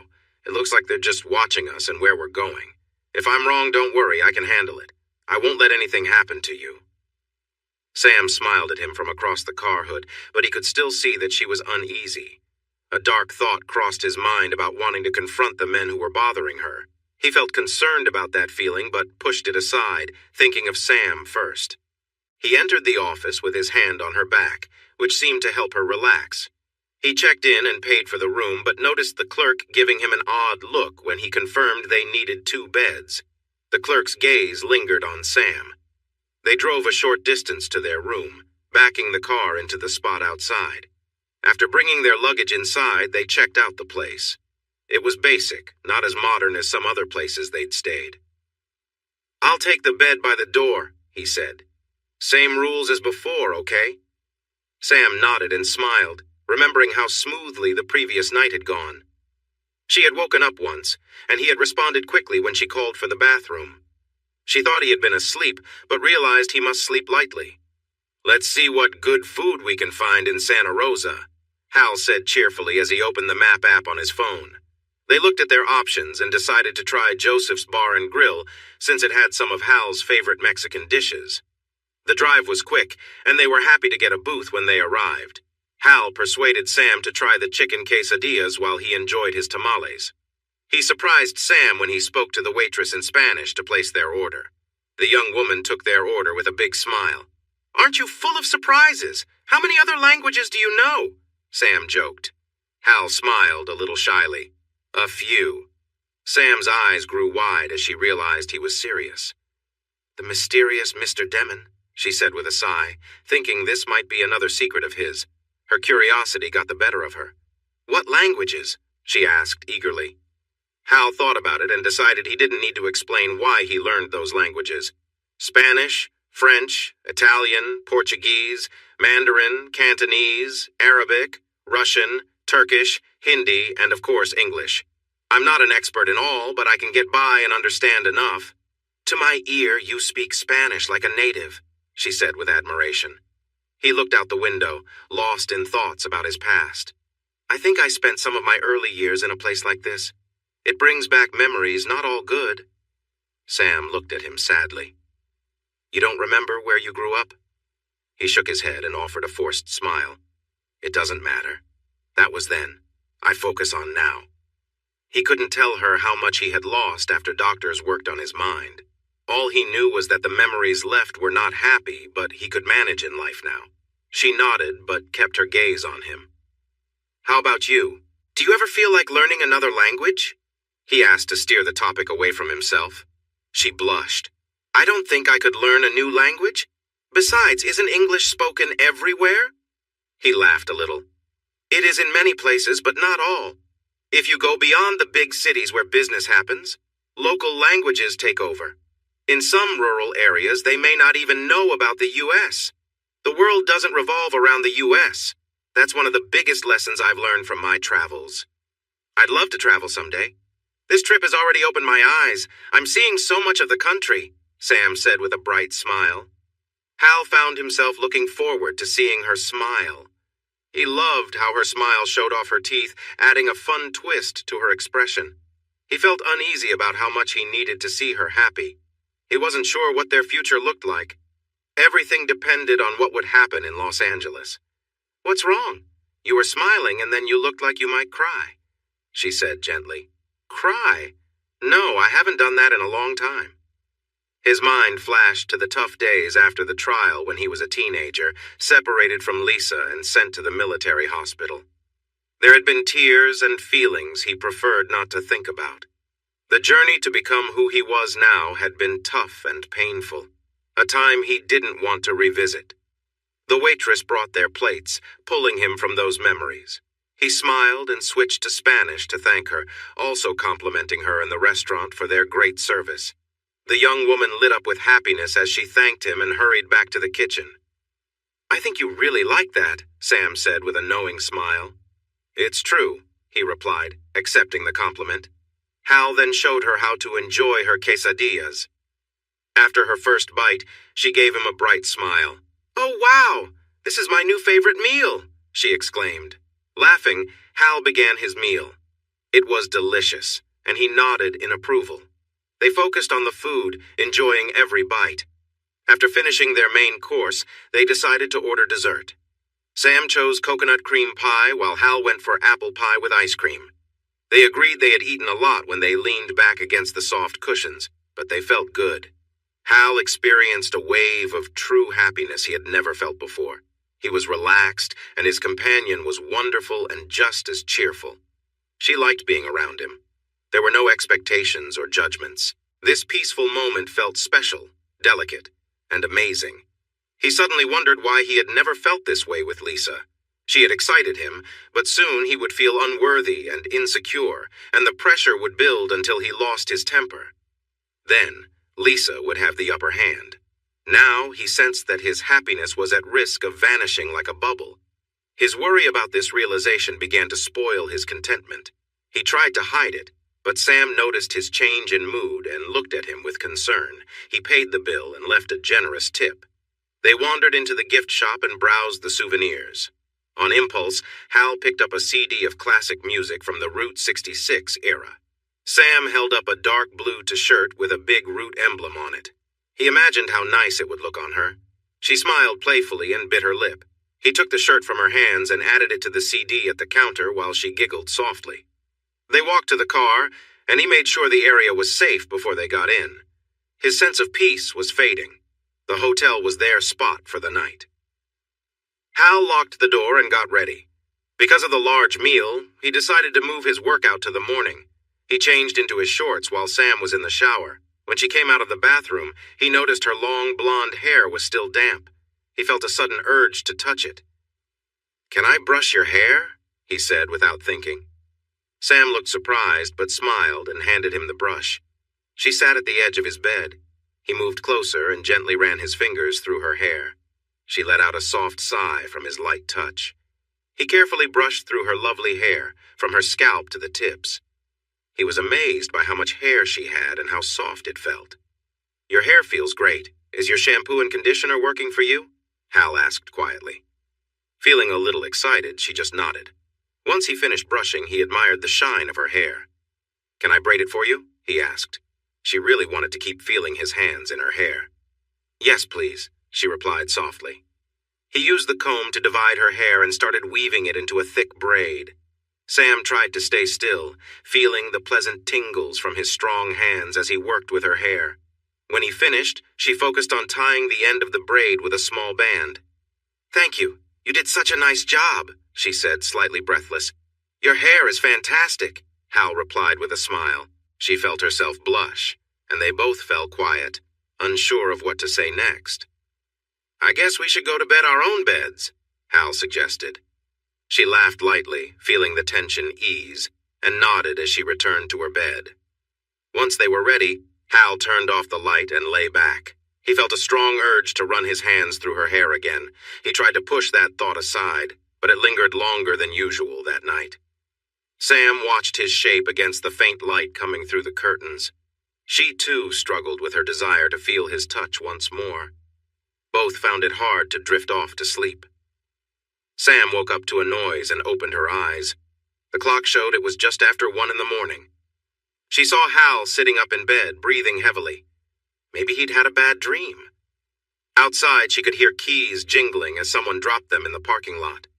Her gaze returned to Hal. She quietly admired him. He had treated her better than anyone ever had. He was gentle and patient, always wanting to see her smile. She remembered the way he looked at her with a smile that matched her own. She had never felt this happy before. She knew he was dealing with some personal issues, and she had promised herself not to interfere, but hearing him breathe hard was difficult for her to ignore. She needed to help him go back to sleep. Sam pushed her covers aside and moved over to his bed. Hal suddenly turned his head towards her and grabbed her softly around the neck. She was lifted off the ground and dropped onto his bed before she could understand what was happening. His body was pressed against hers, and his other hand quickly covered her mouth, making it hard for her to breathe. She attempted to push him away, but he was too strong. Looking up at him, she saw his face in shadows. He seemed to be watching her without saying a word. Then she felt something strange. He was becoming excited, and it pressed against her. She managed to move her head slightly to breathe, but the pressure was both confusing and alarming as he kept watching her quietly. She needed air, but his hold tightened, and fear filled her heart. She felt trapped. A loud noise came from outside their door, and Hal's face turned to look that way. A beam of light broke through the curtains, revealing his eyes, which appeared cold and emotionless. The noise shifted to the sound of someone struggling with the door. A slurred voice came through. "Separate beds, stupid! Here I am!" Hal jumped off the bed, letting Sam breathe again. As the door began to open, Hal's hand shot out to grab the man's neck. The man looked surprised as Hal pulled him inside. Hal's fist hit the man's face hard, and he fell, unable to stay awake. "Hal!" Sam shouted, even though her voice was weak from the earlier pressure. Hal's punch stopped just before it landed, and he swayed as he let go of the man. "Sam!" Hal's voice was filled with worry. "I'm okay. You didn't hurt me," she said, trying to reassure him. Hal turned on a lamp next to the door and looked down at the man in the entrance. "It's the clerk from the front desk." He leaned down and sniffed. "I smell alcohol." Suddenly, red and blue lights filled the doorway as a police car drove into the lot. The sheriff stepped out, put on his hat, and walked over to the door, glancing at the clerk. "What happened here?" the sheriff asked, noticing the marks on Hal's body. "The clerk tried to break in. I stopped him," Hal replied, his voice steady and cold. He flinched when Sam lightly touched his arm. She had wrapped a sheet around herself and was now standing beside him. "I heard someone say he was coming in to see me. He used harsh words," Sam told the sheriff. "So your partner got jealous and hurt him?" the officer asked, noticing a mark on Sam's neck from Hal's grip. "We're not together," Sam blurted. The sheriff nodded at Hal's hand. "He seems to be with someone. That mark on your neck isn't just a scrape. Are you okay?" The officer placed his hand on his holster, making Sam tense up. Hal tried to calm himself. He had learned how to handle moments like this. "I have serious PTSD. I was woken up too suddenly just before the clerk arrived." He looked at Sam. "I'm very sorry for any trouble I caused you." "It's fine," Sam insisted. "I forgot to call out to you. It was my mistake." The sheriff looked at Sam with concern, thinking she was just another person blaming herself for what had happened. He turned his attention to Hal. "I think it's time for you to leave Santa Rosa. Gather your things and go." Sam made a sound of protest, but Hal gently touched her arm and nodded to the sheriff. "We will leave right away." Hal motioned for Sam to get her clothes and dress in the bathroom. He packed his suitcase, hiding a small item he found under his pillow. When Sam returned with her makeup kit, Hal took his turn to get ready in the bathroom. When he came out, the sheriff was speaking softly but firmly to Sam, likely trying to help her escape from Hal. The officer seemed determined, and Sam's words of denial didn't seem to reach him. An ambulance arrived, and they waited for the clerk to be taken away on a stretcher. The man was waking up and complaining about his sore nose. Once they could access their car, Hal loaded their suitcases into the trunk. He opened Sam's door for her and then faced the sheriff as he closed the door. "You got here pretty quickly after he broke in. Were you nearby?" The sheriff shot Hal a hard look. "We received an anonymous call from someone concerned." Hal looked across the parking lot at the gas station. A dark sedan was parked there, likely those concerned citizens. He nodded, walked around to his side of the car, and got in. Sam watched him with worry. He waited until the sheriff got back into his cruiser, then he drove out of the parking lot. The sheriff followed closely behind him, likely to track him out of town. Hal kept an eye on the rearview mirror and saw the sheriff leave the gas station to tail them. He merged onto the interstate and noticed the sheriff continue past the exit. A little while later, a pair of headlights appeared on the road behind them. "Where are we heading now?" Sam asked softly. Hal turned to her, feeling a heavy weight in his chest from knowing he had hurt her. "I am really sorry for what I did. I knew it wasn't safe to be near me. I should have made sure we had separate rooms." "No! We were okay the night before. I messed up. That nearly cost you everything because of me. I feel awful," he said, his voice full of pain. He gripped the steering wheel tightly, his knuckles turning white. He focused on the road and noticed the lights behind them were far back. He hadn't realized how heavy his breathing had become and tried to calm down. "You are not a bad person," Sam said softly, almost as if she was trying to convince herself. "I feel like part of me is," he admitted. "You said it was just stress." "It's not. I said that for the sheriff. It's a hard truth." He looked at her. "But you saw the darkness in me. It affected you." A wave of fear passed over him. "I can't let that happen again." They continued driving in silence, lost in their own thoughts. "What? Where does the darkness come from?" Sam asked carefully. He cast her a gloomy look, but then focused on the road. It felt easier that way. "It has always been inside me. Now, I try to keep it hidden. I can't talk about it, but since it almost hurt you, you deserve to know. You can't tell anyone about this. It's not safe for you." He locked eyes with her and she nodded, a look of fear in her wide eyes. Hal felt uncomfortable inside, knowing he was the cause of her fear. She didn't deserve it. "You're married?" The straightforward question hit him hard. He nodded. "She knows." It wasn't really a question. "Yes." "Have you ever hurt her?" He took a shaky breath. Sam had no idea how these questions were affecting him, but he felt overwhelmed. "Yes." "Are you going to LA because she left you?" Sam asked gently. She was far from the truth, and Hal let out a surprised laugh before quickly silencing himself. She hasn't left me." He realized he wished she would. It would make things simpler. "She won't leave until she gets what she wants." "What? Please, I can't talk about it." Hal tightened his grip on the wheel until he felt the stitching dig into his skin. He forced himself to relax. "I'm sorry," Sam said. "I really like you. I hate seeing you hurt, and I want to help. If talking will help, I'm here to listen." Hal felt the urge to laugh at the absurdity of it, but he kept it in. The woman he almost harmed wanted to help him? Thank you. The moment he said those words, he felt how inadequate they were. This woman, who seemed so different from the life he was used to, one filled with darkness and constant danger, had somehow found her way into his thoughts. Until now, only Lisa had held that place. She had taken over his heart from the moment they met back in high school, and no one else had ever come close to affecting him in the same way. He didn't quite know what to make of this new feeling. It felt out of place in his life now. He was still tied to Lisa. She had a strong hold on him, one that hadn't lessened over time. Since that first day, he'd felt pulled to her, fully under her spell. When he left for the army, he and Lisa were separated for over 10 years. He returned a different man, having gone through rigorous training in the Ghost Ops division. The work had shaped him, honing his mind and body to fit both civilian life and the intense requirements of his missions. On the day he met Lisa again, she had been quick to see if he still fit the mold she remembered.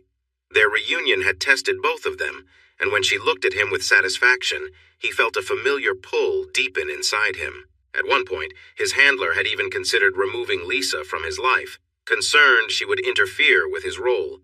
But Hal managed to convince his handler to give him a chance to prove he could keep his focus. He succeeded, meeting every target with accuracy and efficiency, which earned him enough respect to eventually marry Lisa. Their marriage started off with balance. He kept the darker parts of himself under control and was able to keep her happy. But every so often things grew strained. Lisa would become restless, and his unease would grow.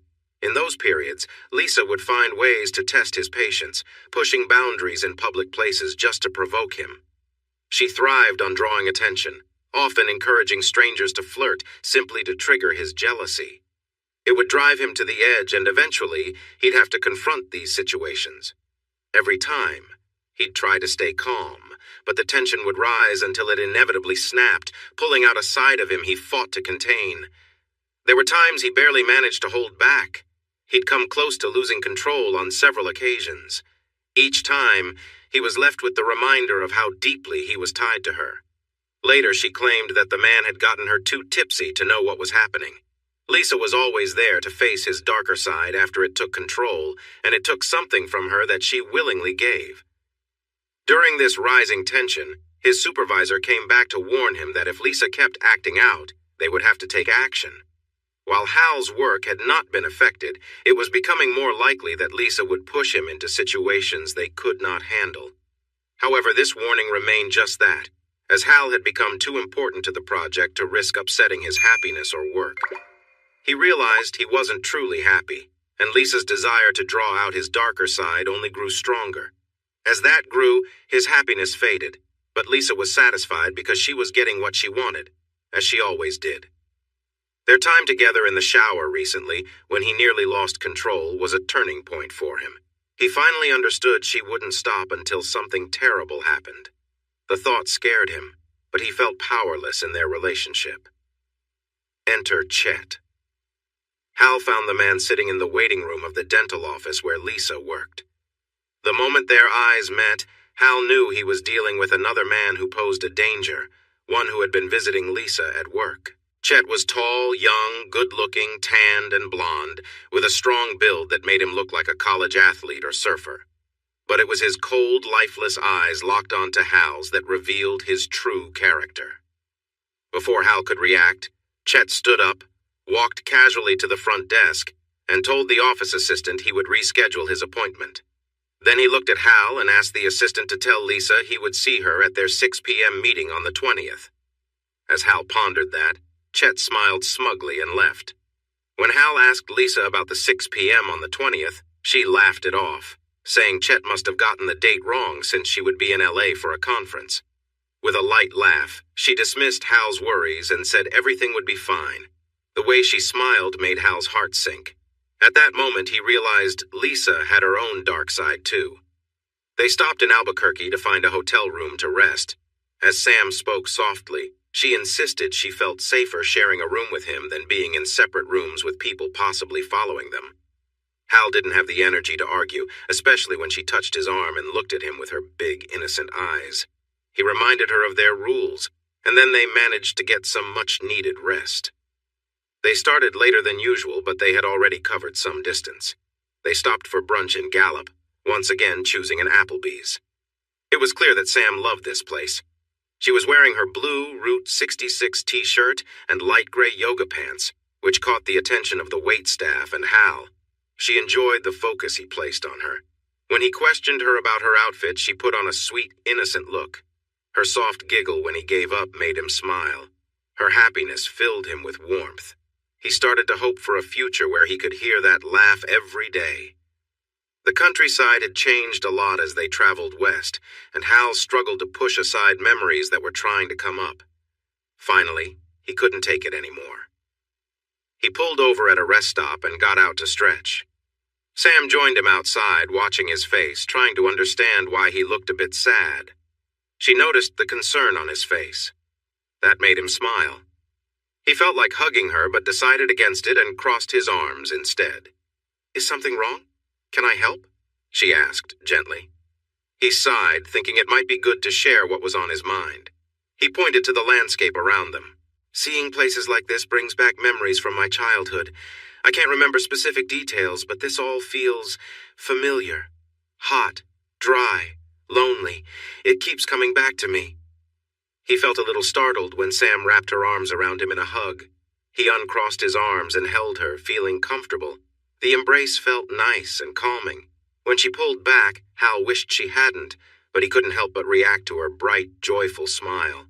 "You need something fun to do," she said, looking inside the car and spotting a CD Hal had picked up. "Let's listen to it and sing along." "Sing?" Hal asked, surprised. "Come on. My voice isn't great, but I'll sing if it helps take your mind off things," she said with a playful grin. "I like your voice," he said before he realized he shouldn't have. "Oh, thanks, but I don't know why you would. It's not that special," she replied, her cheeks turning a lovely shade of pink, but her eyes sparkled. He locked the car and walked with her to the washrooms. After waiting while Sam used the ladies' room, they headed back to the car. As they walked, Hal kept an eye out for their follower. He noticed a dark car parked on the road near the rest stop. He hesitated, tempted to walk down there, but knew it wouldn't be safe. Instead, he opened the door for Sam and closed it gently after she got in. His old habits were coming back strong. They turned onto the highway, and Sam opened the CD case, putting the disc in the car's player. The music started, and Sam turned up the volume. She smiled at Hal and began to sing along to Nat King Cole's version of Route 66. Hal grinned because he knew her singing voice was just as captivating as her laughter. "Why aren't you singing with me?" she asked, pretending to be upset. He smiled back. 2 reasons. I don't know the words. But more important, your singing is so beautiful that I'd ruin it if I joined in. She rolled her eyes. Now I know you're joking. My singing sounds terrible. Frank always told me to stop when I sang. My family did too. Mom said I didn't have the voice of an angel, so I should find other ways to express myself. She shrugged with a little smile, looking at her nails shyly. Your mom was wrong, and I really want to teach Frank a lesson, he said, clearly upset. He tried to calm down and saw Sam watching him with big eyes. He eased his frown. I'm sorry for talking about your mom, but she was so wrong about your voice. He took a deep breath. And Frank still needs a lesson. She smiled at him shyly. You really like how I sing? I love your singing, he replied firmly. Sam's smile grew wider and she started to sing again. Soon she poured her heart into it, and Hal couldn't help but grin at the joy on her face. She loved to sing, and they had tried to make her stop. How frustrating. She was definitely on key, and her voice was strong. If anyone complained, it might have been about its roughness. Hal thought it was really charming. After all, Rod Stewart and Kim Carnes had built careers on their raspy voices, and Sam sang even better than them. They continued towards Flagstaff, with Sam singing happily and Hal letting go of painful memories from his past. Sam was beaming with joy as they arrived at the hotel parking lot near the highways 40 and 17 in Flagstaff. They had finished the music on the CD and were searching for radio stations in the empty area around them. There's a big store nearby. We can walk over and get more CDs for the next part of our trip, Hal suggested, and she nodded eagerly. There's also an Olive Garden close by. I'd love to stretch my legs after all this driving, she said with a smile. Me too. They grabbed their bags and went inside to check in. Hi, reservation for Demon, he said to the friendly clerk at the front desk. She looked for his name. Yes, I have you here for one night. A room with a king-size bed. No, sorry, I need 2 beds. We need 2 beds, he said, stumbling over his words. The young woman looked at them with curiosity before glancing back at her screen. Let me see if I can find you another room. We are quite booked tonight. I have 1 room available facing the courtyard with a balcony. A cancellation. We'll take it, Hal said, feeling relieved. They finished the reservation and soon they had key cards and were heading up to their room on the 2nd floor. Once inside, Sam rushed to the patio doors and stepped out onto the balcony. Oh, this is lovely, she exclaimed, taking in the view. She turned back to Hal with a bright smile. The warm afternoon sun highlighted her features, and Hal felt his breath catch. He'd never seen anyone look so radiant. She seemed to embody peace and happiness. His thoughts drifted to Lisa, and he felt a jolt of realization. Sam and Lisa were so different. While Sam was innocent and kind, Lisa often enjoyed having power over him, which caused him stress. It was surprising to notice how their tastes were even opposed, like light versus dark. Why did it take being with Sam to see how dull his life had become? Are you okay? Sam asked, looking at him with concern. He shook himself from his thoughts. Sam stood close, her hands resting gently near him, noticing that he seemed shaken. You think? I want to talk to you. About Lisa, my wife? Her eyes widened in surprise. He cleared his throat. Later, after dinner and shopping. Okay, that sounds good, she replied softly and smiled at him. He suddenly felt the urge to lean in closer, but he stepped back. Sorry, we should get moving. I'm hungry. Are you hungry? He said quickly. She nodded and locked the patio door. They took their keys and went downstairs.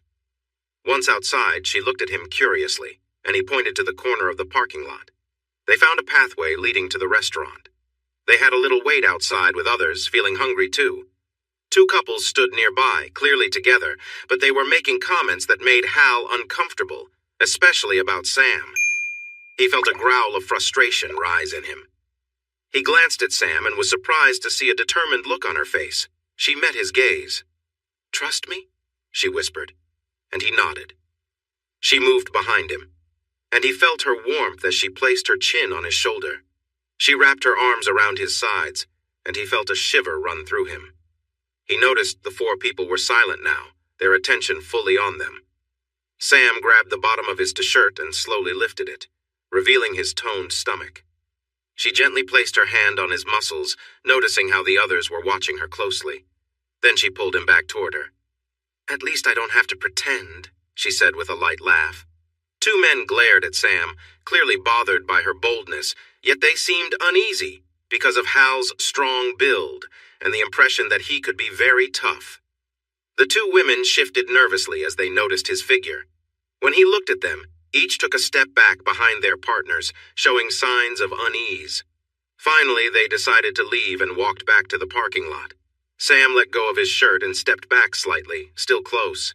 She rested her forehead against him, her hands on his shoulders. Hal could feel her shake a little. "Hey, I've never heard you talk like that before. Are you okay?" She took a deep breath. "No, that was tougher than I thought." He stood quietly, allowing Sam to find her balance again. "Well, what you said had a big impact." "It wasn't me." He turned his head to see her but couldn't. "It sounded like it was you." She let out a small laugh that sent a tingle down his neck. "I mean, those words were from Maureen, one of my old co-workers. She was fiery and had a sharp way of talking. She sounds interesting." "She was." Her voice softened, and Hal sensed there was more behind it. "Frank?" Sam leaned against him, sadness filling the space between them. She wrapped her arms around him again, this time seeking comfort. She smiled gently as he covered her hands with his. She must have had some tough moments with him. He hurt her badly. After that, she just vanished. Hal had heard enough. Frank needed to face the consequences. Hal was good at dealing with people like him. He would find a way to make sure Frank would pay for what he did. "Demon?" someone called out. Hal sighed and Sam chuckled lightly, stepping away from him. He turned and raised a hand to show they were coming. "Oh!" Sam said, surprised. He looked at her and noticed her cheeks were quite pink. She was glancing down at the front of his pants. He quickly moved his hands to cover himself. Sorry about that. It's from earlier when you were touching my stomach. Not from just now." His face felt warm as he tried to explain. She smiled playfully. "It's nice to know I can still have that effect on someone." He motioned for her to go ahead into the restaurant. He wanted to hide his awkwardness behind her, but also couldn't help noticing how she looked in her tight yoga pants. The second thought didn't help with the first. Once they were seated, Sam couldn't hide her smile. "What?" Hal finally asked. "Sorry, I just feel really good about myself right now. I can't remember the last time I felt this way. This is probably the best day of my life." Hal paused, staring at her. His day had started off quite differently. He must have looked shocked because she waved her hand. "I meant from when we woke up in the hotel in Albuquerque," she clarified. "Ah," he replied and nodded. He chose soup, salad, and breadsticks because that was filling enough and he wasn't too hungry. Sam ordered lasagna. "I wonder if we will meet more of Frank's associates here," Hal said, glancing around at the other diners. When he turned back to Sam, he noticed she looked genuinely worried. "Hey, I wasn't serious. I'm sorry. There's nothing to worry about. I can handle anything someone like Frank throws at us. Unless he has a trained bear, then we could be in trouble." Sam laughed at his joke, but then her face turned serious. "I worry about the people following us." He nodded. "They might work for my employers and are just keeping an eye on me. Since I spotted them so quickly and they haven't been good at hiding, it's more likely someone connected to the trouble back in Columbus." "Someone connected to Frank." He looked at her and nodded. "Yeah, that's possible. But they have not made any moves, and I know they are aware that we see them. If they do make a move, they would be in a lot of trouble. They must be monitoring us for Frank or someone close to him." He paused, considering what it meant that they were going through so much to find Sam. He looked closely at her, and she seemed a bit taken aback by his intense look. "What's wrong?" she asked. "Why are they still after you after all this time? Do you have something of theirs? What's in that backpack?" She looked a bit defensive. "Just some personal things. A small family photo album.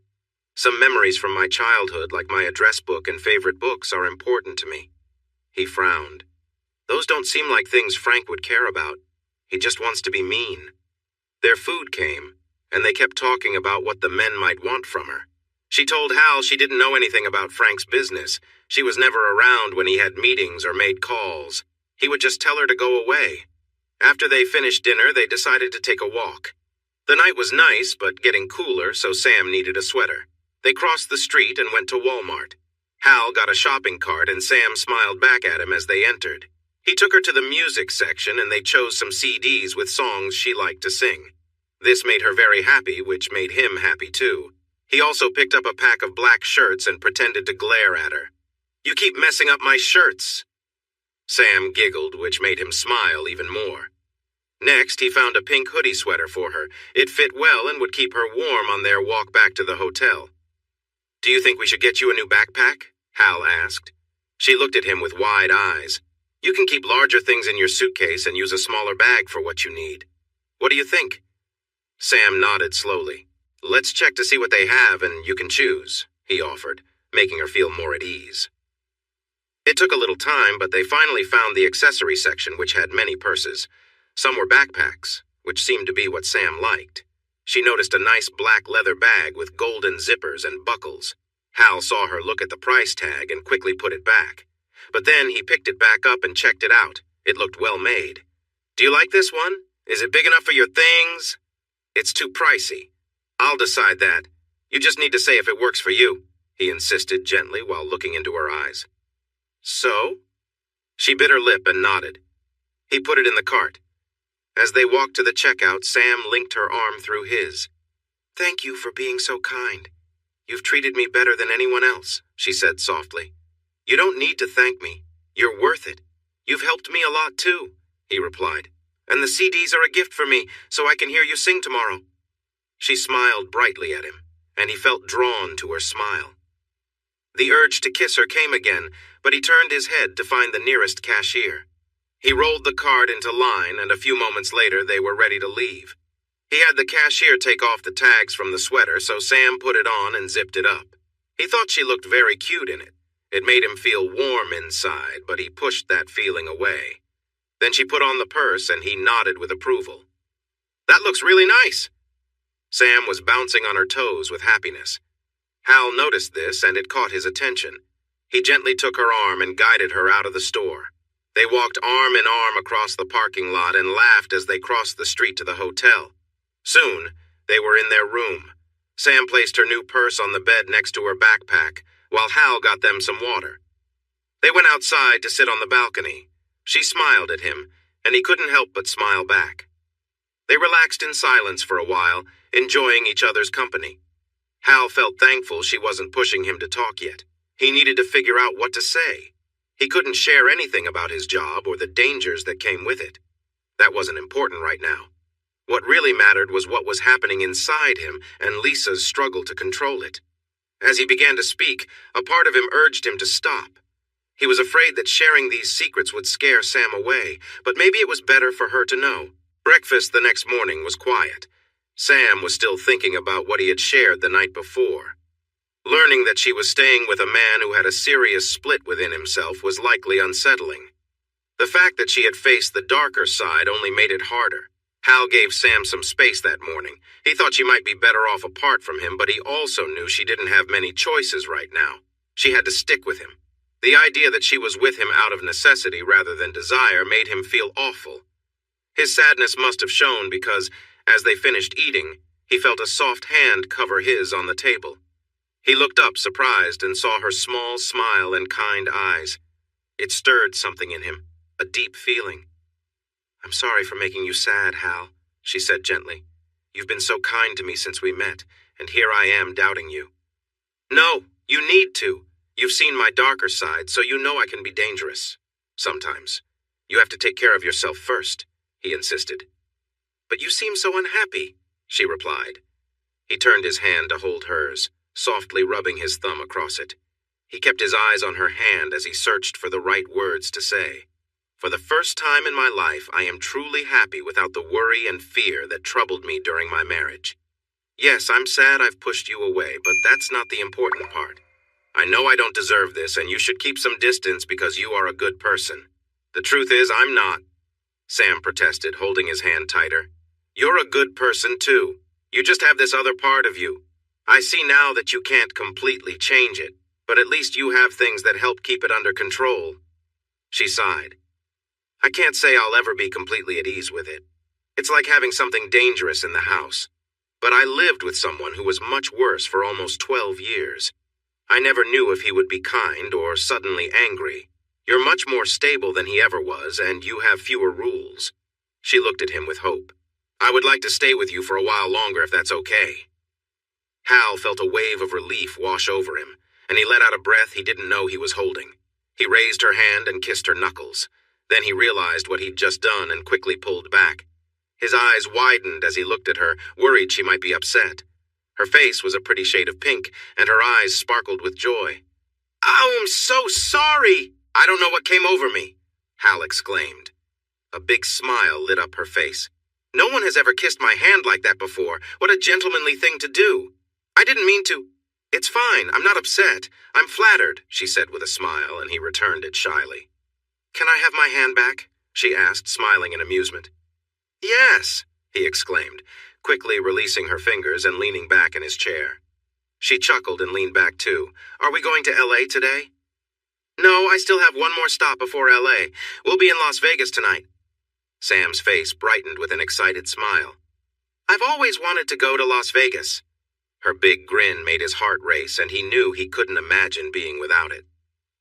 "I have the hotel room booked for 3 days. I hadn't planned on staying in L.A. I don't feel right there, so after my meeting, I will go back to Vegas." He looked into her eyes seriously. "I won't take you to L.A. with me. I hope you will stay in Vegas." "Why? Why can't I go with you?" Sam asked, surprised. "I told you about Lisa and how she is fixated on my other side. She wants to control it," he explained. Sam nodded. "She's been meeting with someone similar to me at her dental office. There's a good chance she will be with him in L.A. She denied it, but I think she was just trying to play with my feelings to make me act in ways I shouldn't." He reached out and took Sam's hand again. "What we didn't consider was meeting you. I discovered what true happiness is. My marriage feels like a sad version of what it should be. It needs to end." "Then just leave! Don't go to L.A., she said, holding on to his hand. He smiled softly. "I need to tell Lisa that she doesn't have my heart anymore. I'm finally free from her. I can do this now because of you." She smiled back, a tear rolling down her face. But then her face changed to worry. "You mentioned this man is like you. How safe will it be to face them together?" "That's the thing. I'm not going to face them. That's what she wants, but I don't care about that anymore.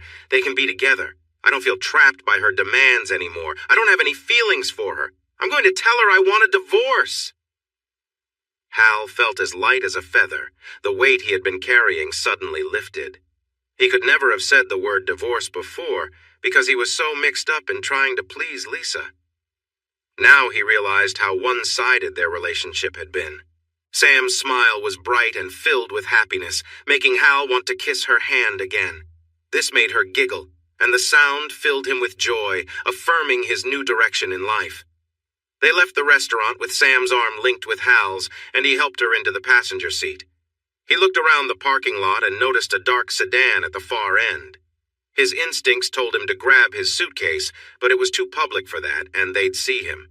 Instead, he got in, fastened his seatbelt, and drove them onto the highway. Soon they were on Interstate 40 heading for Kingman. Sam grinned at him as she took out some CDs from her new purse. He smiled back, and the drive to Kingman was filled with music. Hal stopped for breaks to stretch his legs, and each time he would check for anyone following them, but he could never shake them. This made him think they had a tracker on the car, which surprised him for people like them. It also made him wonder if they were linked to his past, but they weren't very good at hiding, so he found it doubtful. He remembered the handprint on the trunk, thinking it was probably a tracker under the car. He would make a call when they got to Kingman. Sam stayed quiet, understanding he was doing this for a good reason, and he appreciated that. When they exited the highway in Kingman, Hal stopped for gas, and Sam went to the restroom. He looked around and noticed something useful nearby. After paying for the gas, he pulled out his cell phone and dialed a number he had saved. "Report. I think I have someone following me. Is it official?" There was a moment of silence. "No." "Do you need help?" "No, I'm fine. Next question. Chet Barley. Is he official?" Hal had looked up that name. The handler made a startled sound, and his voice became more serious. "No. Stay away. He could be a threat if he contacted you, did he?" Hal considered this. It seemed unlikely that a rogue agent would be involved with his wife. Maybe by accident, but probably not. I met him at the dental office where Lisa works. He kept the LA meeting to himself. This is bad. Stay clear. We'll handle it. Anything else? Hal noticed the man was clearly troubled. He thought some good news might help. I'm going to tell Lisa I want a divorce. What? Why? Is it because of Chet? The handler asked. I thought you'd be pleased, Hal replied, feeling let down. I am. It's just, it's about Sam. The handler's voice changed as he understood the real reason. So you're not happy? Hal asked. I am. Maybe for the first time. No, it's good. We'll talk later. I have to address this other issue. Carl hung up. Hal put away his phone as Sam returned to the car. He handed her some money. Please get some snacks and drinks, water for me. We will skip lunch today, Hal said. Sam nodded and hurried off to the small shop. She came back quickly with the items. Hal let her in the car and then drove to the nearby auto service center. He parked the car in one of the open bays, but a mechanic signaled him to move since they had another customer waiting. Sorry, I drove over something on the highway and I'm worried it might have caused damage. I just need a quick look. There was a thump at the back. It won't take long, he explained, gesturing for Sam to get out. As she did, everyone turned their attention to her. The mechanic called out to another worker under the car.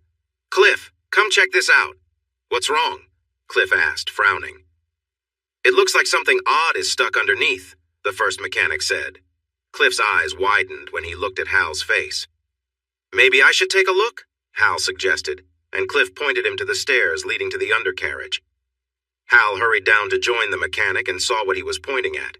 It was a tracking device with a limited range. They likely replaced the batteries each night while he slept. He reached up and pulled the device off, and the mechanic yelled in surprise. Hal just looked at the scared man. What are you doing? That could have been dangerous, the younger man shouted. Hal frowned and went back upstairs to find Sam watching him with wide, worried eyes. He smiled at her, and she smiled back immediately, trusting him. Looks like everything is fine, thanks. He nodded to Sam, who picked up her things and got back in the car. Hal handed Cliff a 20 and got in to drive the vehicle out of the bay. The mechanic watched them, looking puzzled. Hal knew they might still be followed, so he drove around the back of the shopping center in the delivery lane and pressed the gas hard. Sam gasped in surprise when he hit the brakes gently to leave the area at a safer speed. He turned right and moved as quickly as he could along the side of the building, rushing through the parking lot to exit south onto the main road, heading back toward the highway. Speeding up again, he caught up to a line of cars heading to the on-ramp for the highway. The light turned green and the cars started to move. Pulling beside a truck carrying a bulldozer, Hal lowered Sam's window and threw a small device out to land on the flatbed. The strong magnet attached itself. Hal quickly switched to the left turn lane and moved away from the truck, which kept driving up the ramp. Hal looked around the road and into his mirrors for signs of the dark sedan. He knew the device wouldn't work for long, but they were now at a junction where he could go west on Interstate 40 to Los Angeles or turn north on Highway 98 to Las Vegas. They wouldn't know which way he would go. Instead of either of those options, Hal drove north through Kingman to take Highway 20 out into the desert. This is the road to Las Vegas? Sam asked. He smiled. The nice route. More time to hear you sing. Sam beamed and started searching for another music disc to play. The miles passed quickly, even though he had taken a longer path. They reached Hoover Dam by mid-afternoon, and Sam was amazed by how big it was. They decided against the tour because Sam wanted to get to Vegas. Hal stayed alert for the dark sedan, but it seemed his trick had worked. It showed how poor they were at following. Sam was filled with energy as they spotted the city. Hal drove past the large hotels to give her a chance to see them. He planned to take her for a walk later to see them up close. As they headed back to their hotel, Sam turned to him with a big smile. This place is incredible. He thought her joy was way more bright than anything this desert city could offer. The Enchant Resort was one of the newer hotels, and Hal had found a good deal for a room. He hadn't realized there was an event happening at the nearby convention center, and some of the hotel's hallways were filled with people attending. Hal parked at the valet desk, handed over the key, and got his ticket before grabbing their bags. What's the event for? Is it something related to adult films? Sam joked. He chuckled and looked for a sign to see who was there. Two tall, attractive women, one blonde and one brunette, wearing long, flowing dresses, walked by and caught everyone's attention. Hal quickly took Sam's arm and gently guided her to the side of the hallway, turning his back to the women. He pulled her in for a warm hug. At first, Sam was surprised, but soon returned the embrace. Hal felt the comfort of the moment, but kept an eye on the brunette until she walked into one of the convention halls. When he pulled back, Sam looked up at him. "What was that for?" she asked, her smile bright. Hal felt a rush of warmth. He didn't want to tell her it was just to avoid trouble with the brunette. Keeping her unaware of the situation was better. Aside from that, he genuinely enjoyed the hug. "I just want to thank you for coming with me, for keeping me calm with your singing, and for helping me think about my life and my marriage. It truly means a lot." "The hug was a lovely start," she replied with a big smile. Hal's attention drifted to a group of men in military uniforms passing by. Behind them were three older men with long hair and beards, arguing passionately in a language he couldn't understand. Following them were four women in business suits chatting and laughing. Hal turned back to Sam, confused. What is this event about? They moved their luggage to the reception desk, and Hal made his way through the crowd to check in while Sam waited. When he returned, she saw that he looked upset. "What's the matter?" she asked. "The room I booked has one king-sized bed, and they're all fully booked, along with most hotels in Vegas." Sam stepped closer, resting against him with her hands on his shoulders. She looked into his eyes, filled with hope. "I wouldn't mind sharing a bed with you." Her words were clear, and he felt a strong attraction. Suddenly she leaned in and kissed him. Her lips were just as sweet and soft as he had imagined, filling him with joy. This woman was everything Lisa wasn't: genuine and caring, loving, and she wanted him, flaws and all. His head felt like it might explode with happiness as he enjoyed the moment, but then he thought of Lisa. He pulled back from her lovely smile and took a deep breath. Wait, oh my goodness. "What's wrong? Don't you want this?" "I do," she said, slightly out of breath. Yes, I do," he sighed, and her smile brightened as she leaned in again. He almost gave in, but at the last moment, he gently pushed her back. "I really want this more than anything else, but I need to tell her it's over first. I have to end my marriage before I can start this new chapter. Is that okay?" She leaned her forehead against his. "Yes, I can wait. Just knowing you want me is enough for now." "Let's grab our things upstairs, freshen up, and go find a restaurant for dinner. Then we can take a walk and see the sights. We'll figure out where to sleep later," Hal suggested softly. Sam nodded, her eyes sparkling. They took the elevator to their floor. Hal let Sam open the door with her key. She bounced into the room, admiring the decorations, and rushed over to the window. "Oh, Hal, the view is amazing!" she exclaimed, looking down at the fancy hotels. He enjoyed watching her excitement, and it made him happy.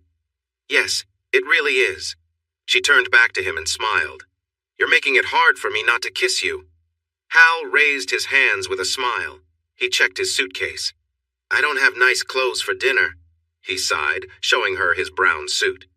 Sam grimaced and he nodded. "I think I'll check the shop in the lobby. Want to join me? Maybe you can find something nice, too." She happily took his arm.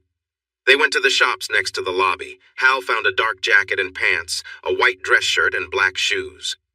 Sam hit the jackpot with a fitted, stretchy dress covered in gold sequins.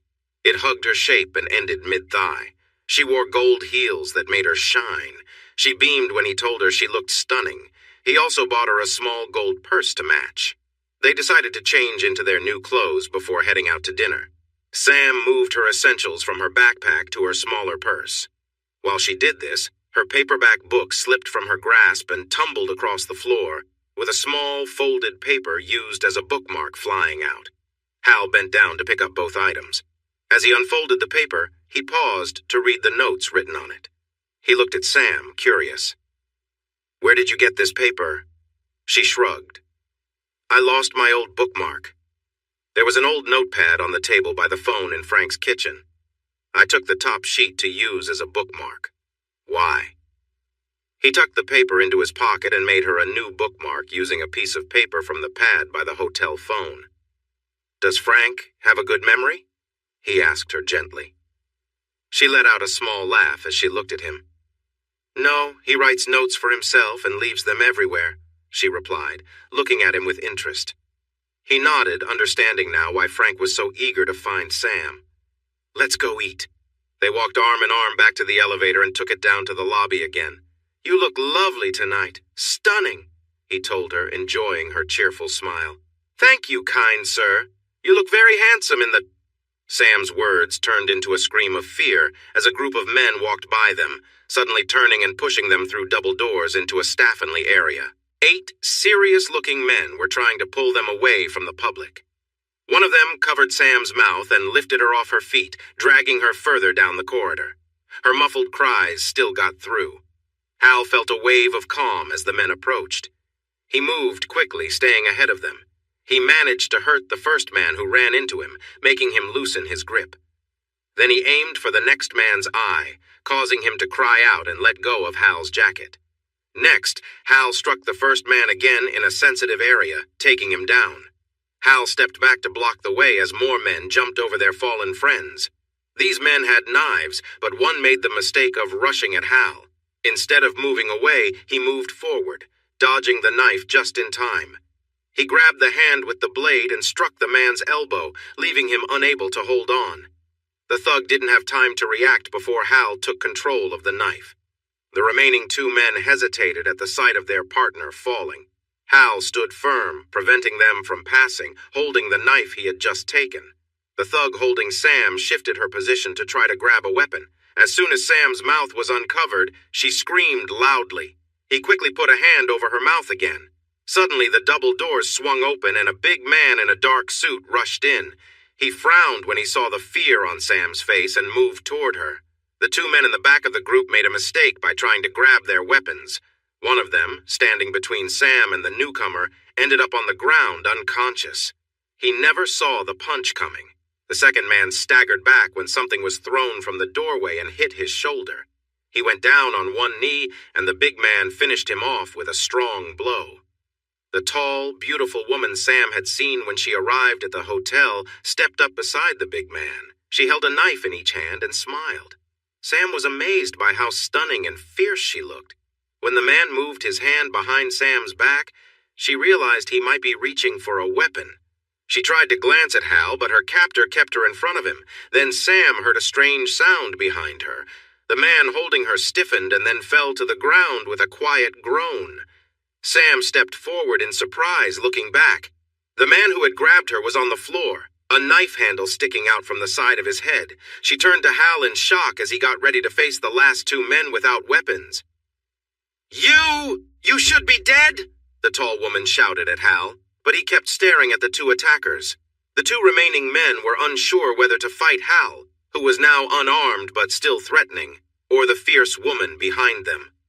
Sam felt a gentle touch on her arm and saw the big man signaling for her to leave with him.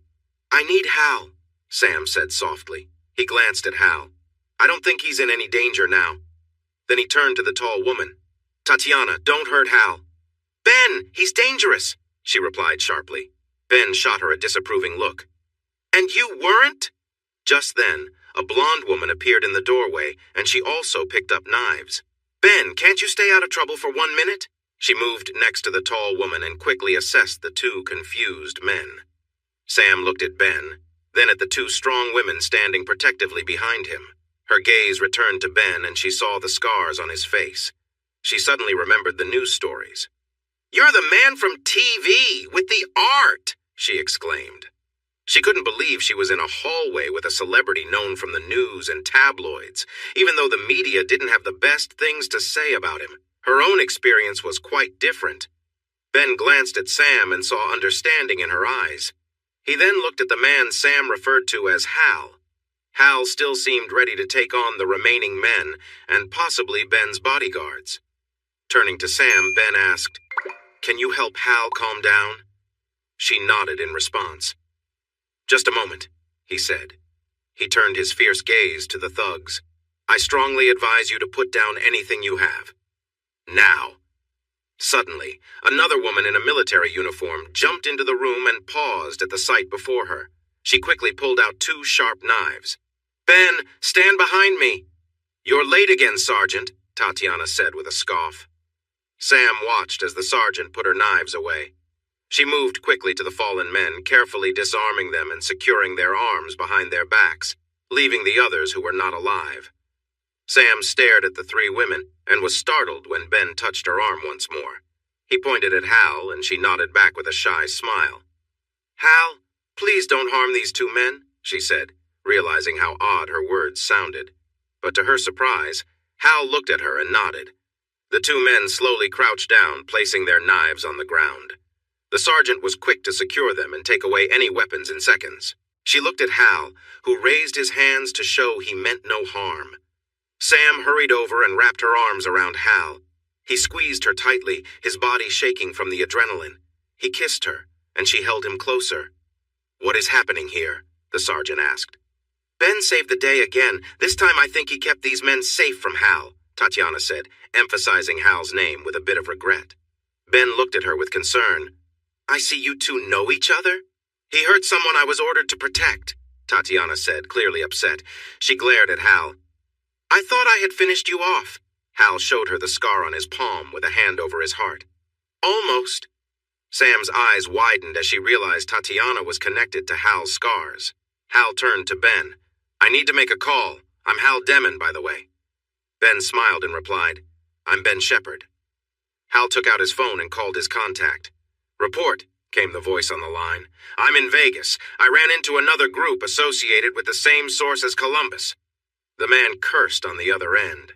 Hal continued after confirming all the men were secured or no longer a threat. "I found out why they are following Sam. I have the important information they want. It needs to go to the FBI right away." Sam stared at Hal in surprise. He nodded at her and smiled gently. There was a pause, then the voice returned with renewed energy. "Really? That's great. Which hotel are you staying at? I'll set up for someone from the agency to collect the information." "The Enchant Resort. They need to hurry because this information is urgent," Hal said. "Got it. What do you need right away?" Hal glanced at the two bodies nearby. He felt a bit of relief thinking about them. "I need help with the police." "No, we will handle that," the sergeant replied. "Who is that?" Carl asked. "Put her on the phone." Hal raised his eyebrows and passed his phone to the woman. She whispered to Carl for a moment before returning the phone to Hal, looking wary. He frowned at her and put the phone back to his ear. "It's me." "They will take care of everything.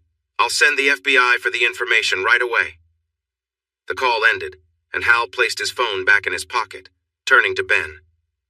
"Thank you for your help." "Those people didn't seem like FBI or police." "Who were they?" Ben asked. Hal signaled for Sam to come back to him, and she quickly joined his side. "Sam used to be with a bad man. He runs a strip club in Rochester, New York, and he's involved in a human trafficking ring. He wrote about a delivery arriving in New York City on a ship. It's pretty discreet, and will get here in 2 days." Soon after writing the note, Sam escaped from him. She accidentally took the note with her as a bookmark. Now she has been on the run, and this man who forgets a lot is trying to get it back. He can't contact the ship, so all he had was the note, which I now possess. The large man nodded and looked more closely at Hal's arm. "Looks like your jacket got damaged." Hal checked his sleeve and grimaced. "I just bought this," he sighed, then turned to Sam. "Are you still hungry?" She smiled shyly and nodded. Hal grinned at Ben. "Can I treat you and your friends to dinner?" He turned to Tatiana. "As long as you promise not to cause any trouble again." She clicked her tongue but received a stern look from Ben and eventually agreed cautiously. Ben returned Hal's smile. "We have reservations, but we'd love to have you join us if you're interested." Hal noticed the sergeant trying to get Ben's attention. "I'll handle the authorities and meet you upstairs later," the woman said. Police officers were entering the hallway, and she moved to speak with them. As they introduced themselves, they waited for the police to get directions from their leader. Finally, Hal and Sam followed Ben and his bodyguards, Lilia Sokolov and Tatiana Pushkin, to a beautiful restaurant with a stunning waterfall. Hal smiled as he noticed how nervous Sam was next to the two women. He kissed her hand and looked into her eyes, making her giggle nervously. The others watched him with curiosity. A waiter brought the menus, and Hal's phone rang. He said, "Excuse me," and stepped towards the entrance to answer. "Hello? Hal Demon?" "Yes, but it's Demon. Who is this?" he replied, frowning a little. "This is Agent Patterson from the FBI. I heard you have something for me. I'm at the front desk." Hal blinked, surprised that someone was there already. "I'll be right there." He made his way to the front desk and quickly saw the agent. She was observing him closely as he approached. "Agent Patterson," he said. "Hal Demon?" she asked, and he nodded. He handed her a piece of paper. "This is a note Frank Capello wrote for himself. The woman I'm with, Sam Dulane, lived with him, and he has not treated her well. She found the courage to leave and took this note as a bookmark for a book she's reading. Mr. Capello has been looking for her since. He has tried to find her twice this week. I learned that he might not remember what the note says. I discovered it tonight, and it seems to show a delivery planned in 2 days." She read the note and nodded, understanding that they needed to act quickly. She carefully placed the paper in her jacket pocket. "Thank you. Can I reach you and Miss Dulane at your number?" she asked. "Yes. She's staying with me," he said firmly. The agent smiled. "Thank you. I'll be in touch." With a nod, she hurried away. Hal watched her leave and returned to the restaurant. He saw Sam looking for him. Her expression of relief made him realize he should have told her what was happening. He promised himself to keep her better informed in the future. He paused at the thought of the future. Just imagining a future with Sam felt like a treasured promise. He moved closer to her and kissed her forehead. She smiled sweetly, a shy but happy look that he loved to see. He took a seat and told the table about his conversation. Sam's smile grew bigger as she understood that one of her difficult choices could help save 30 young women who were in trouble. "Are you here to enjoy the sights or gamble?" Hal asked Ben. Ben shook his head. "The ladies aren't too excited about me walking in crowded places. I tend to draw a lot of attention. I don't gamble either. I'm here for the International Conference on Science, Engineering, and Technology." Hal raised his eyebrows in surprise. "Is that why all these people are here?" Ben smiled and nodded. "I just arrived this morning as the conference is only today and tomorrow. I have some meetings planned, and I'm really excited to attend a few panels." He glanced at his bodyguards, who did not seem very happy. "I told you two that you don't need to join us for the meetings or panels. Evelyn and I will be okay." "But we can't do that, Ben," Lilia replied. "There are military representatives from many countries at this conference." Hal looked back at Ben and noticed his resigned look. The big man managed to smile for Hal and Sam. "It was more enjoyable when I wasn't under so much scrutiny." "Find a way to enjoy it," Hal said, nodding. Ben nodded thoughtfully and smiled again. "So what are you two doing in Vegas?" he asked. Sam shot a nervous glance at Hal, and he held her hand tightly. "I'm heading to Los Angeles for the day tomorrow. I have something important to take care of there." Tatiana's eyes narrowed as she focused on him. "Is this going to end badly?" Ben frowned at her and she tried to hide her reaction. Hal observed their exchange and felt the tension in the air. The reason for it was unclear. "No, that's not why I'm going," he assured them. Tatiana nodded but looked down, accepting his answer. "What about you, Sam?" Ben asked next. Sam still looked a bit uneasy in this group. Her gaze shifted between Hal and Ben. "I'm staying. I'll wait here for Hal. The hotel has a pool, so I might go there. Maybe—" She smiled at the group, and Hal felt her grip tighten on his hand. He placed his other hand over hers and squeezed gently. Her smile showed she appreciated his support. Ben glanced at Hal. "Will Sam have any problems with those guys again?" "No," Hal started to say. But then he remembered the FBI was keeping things quiet until they made their move in 2 days. "Wait!"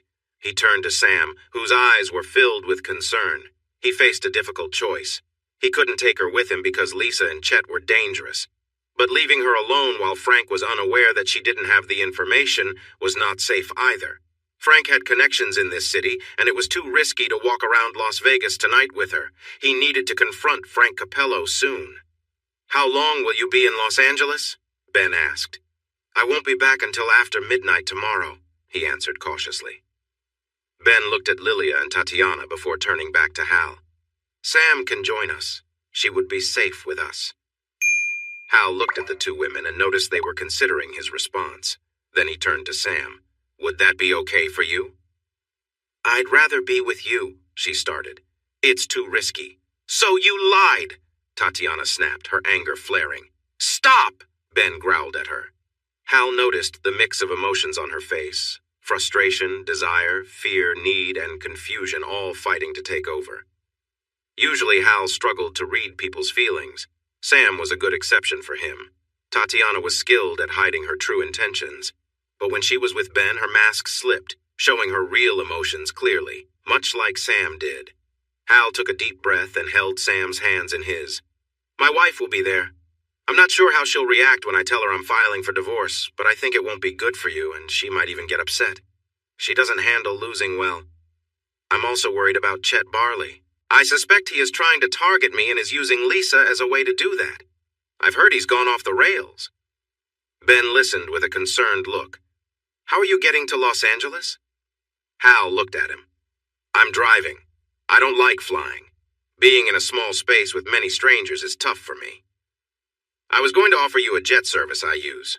You'd fly alone and it would cut the trip to just an hour each way, Ben suggested. Hal raised his eyebrows in surprise. I have a budget that can't cover. It's on me, Ben insisted. Hal's eyebrows shot up. That's very kind of you. Why? Ben nodded toward Sam, who was looking at Hal with worry. You need to arrive rested to be safe. Please accept Ben's offer, she pleaded. Seeing her concern made him want to keep that look off her face. He turned to Ben. Thank you. I accept. Ben smiled with relief. When do you need to be in Los Angeles, and when would you return? I'd like to arrive by noon. I'd come back here around 9. Ben nodded and pulled out his phone. He spoke softly into it. When he finished, he grinned at them. All set. They'll meet you at the charter counter. Sky Shepherd. You own the jet service? Hal asked, surprised. Ben shook his head. No, it's just a name I let them use for marketing. Dinner arrived, and the conversation shifted to lighter topics like travel and music. Hal proudly talked about Sam's singing talent, which made her blush and led to playful teasing and smiles from her. When Sam asked Ben about his fame, he opened up about how he struggled with it and did his best to overlook it. His passion was engineering, and he loved solving puzzles. They quickly changed the topic and avoided talking about Hal's job. Just before dessert, another couple joined them. The man, Dan Bishop, was a former soldier and, like Ben, had a deep interest in engineering. He was also attending the conference. His wife, Willow, was very beautiful, and Hal noticed right away that she reminded him of Sam. She also seemed to have faced challenges in life. He felt a thought trying to surface, but pushed it aside with a frown. Dan caught his eye, and Hal nodded slightly while taking Sam's hand. Dan was clearly protective of Willow, but accepted Hal's nod as a friendly gesture. After dinner, Ben encouraged Evelyn to come downstairs with them. While they only had coffee, tea, and spring water, they found a small bar where customers could sing on stage, similar to a karaoke show. After some persuasion, they got Sam to sing. Though she started a bit shaky, she gained confidence and finished strong, earning cheers from the audience. They asked her for one more song, and when she returned to their table, she hugged Hal excitedly. I think you found your talent, Ben said to Sam, smiling widely. She loves to sing, and she's amazing, Hal said proudly, receiving a hug and a kiss on the cheek from her. As the night grew late, everyone said their goodbyes with plans to meet for breakfast the next morning. Willow and Sam hugged tightly, having formed a bond in that short time. Hal led Sam into their room, and she went straight to the window to look at the view. Thank you so much for bringing me here, Hal, she sighed, gazing at the lights below. When I get home, I'll have to thank Eve for insisting I give you a ride to Erie, Hal chuckled. Sam turned to him, looking a bit sad. Can we not talk about going home?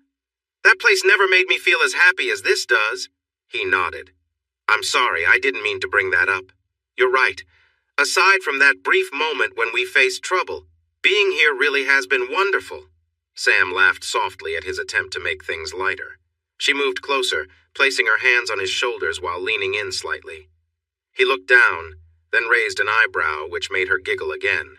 She pressed a little harder.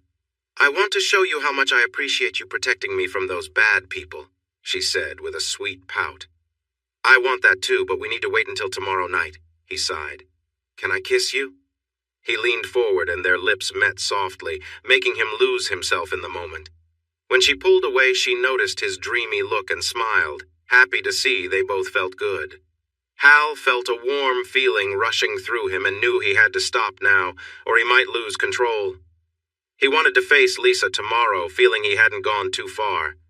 Yes, he had kissed Sam, and they were special kisses. Yet his mind wandered to the times he had caught Lisa with other men, her lipstick on them, and worse things he wished to forget. He understood that Lisa had pushed his buttons to provoke him, trying to control a part of him she could never fully tame. Her need to dominate him was something he could no longer bear. If she kept it up, he might do something he would regret, and that wasn't a path he wanted to take, no matter how manipulative she had been.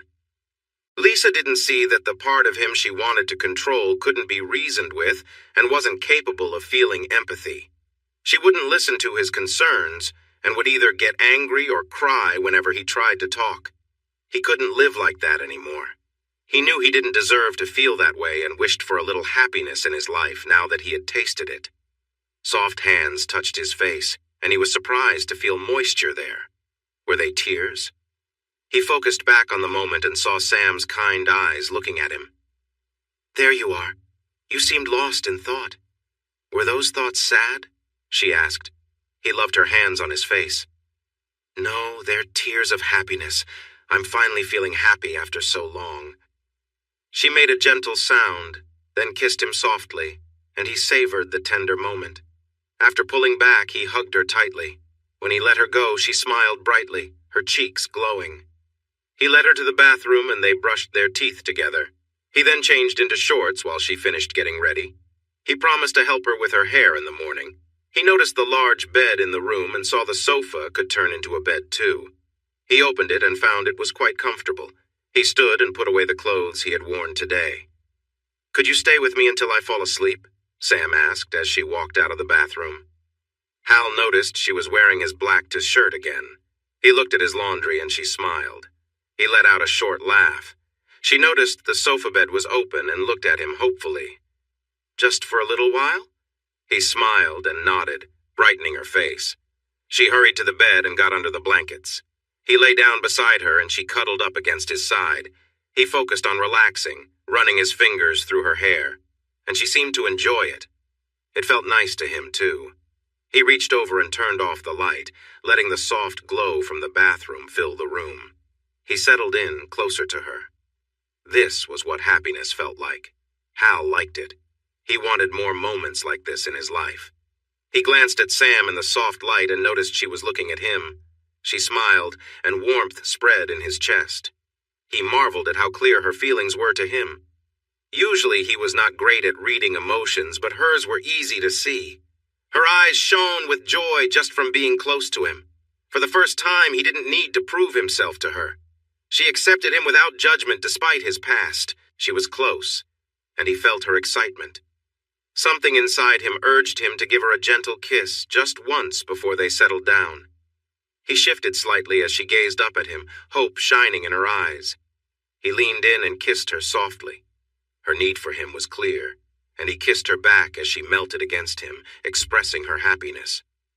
Hal's feelings for her grew stronger, and he ran his fingers through her hair. She gasped, and they shared a tender moment. He adjusted his position, but realized she was tangled in the blankets. In an instant, he jumped up, pulled down the sheets, and climbed back on the bed beside her. Her arms wrapped around him, and she hugged him tightly. They fit together perfectly, and both felt a delightful connection. Sam's hands moved to Hal's back, and she noticed some scars. She pulled back from their kiss to look at him. "Does it hurt when I touch your back?" she asked gently. He saw her worry and shook his head, but then he wondered if the scars bothered her. Her response was to kiss him again and bring her hands around him. She pulled back slightly, surprised. "Oh my God, Hal!" Hal and Sam shared a warm, playful moment together. She laughed, lightly teasing him as they enjoyed each other's closeness, both happy to be together. He smiled, appreciating her enthusiasm and warmth. They shared an affectionate kiss, with her laughter and soft touch filling him with joy. He pulled her close, holding her as they exchanged whispers and quiet laughter, feeling a deep connection in the calm and comfortable space they'd created. Hal's focus remained on her happiness, savoring the simple closeness they shared in that moment.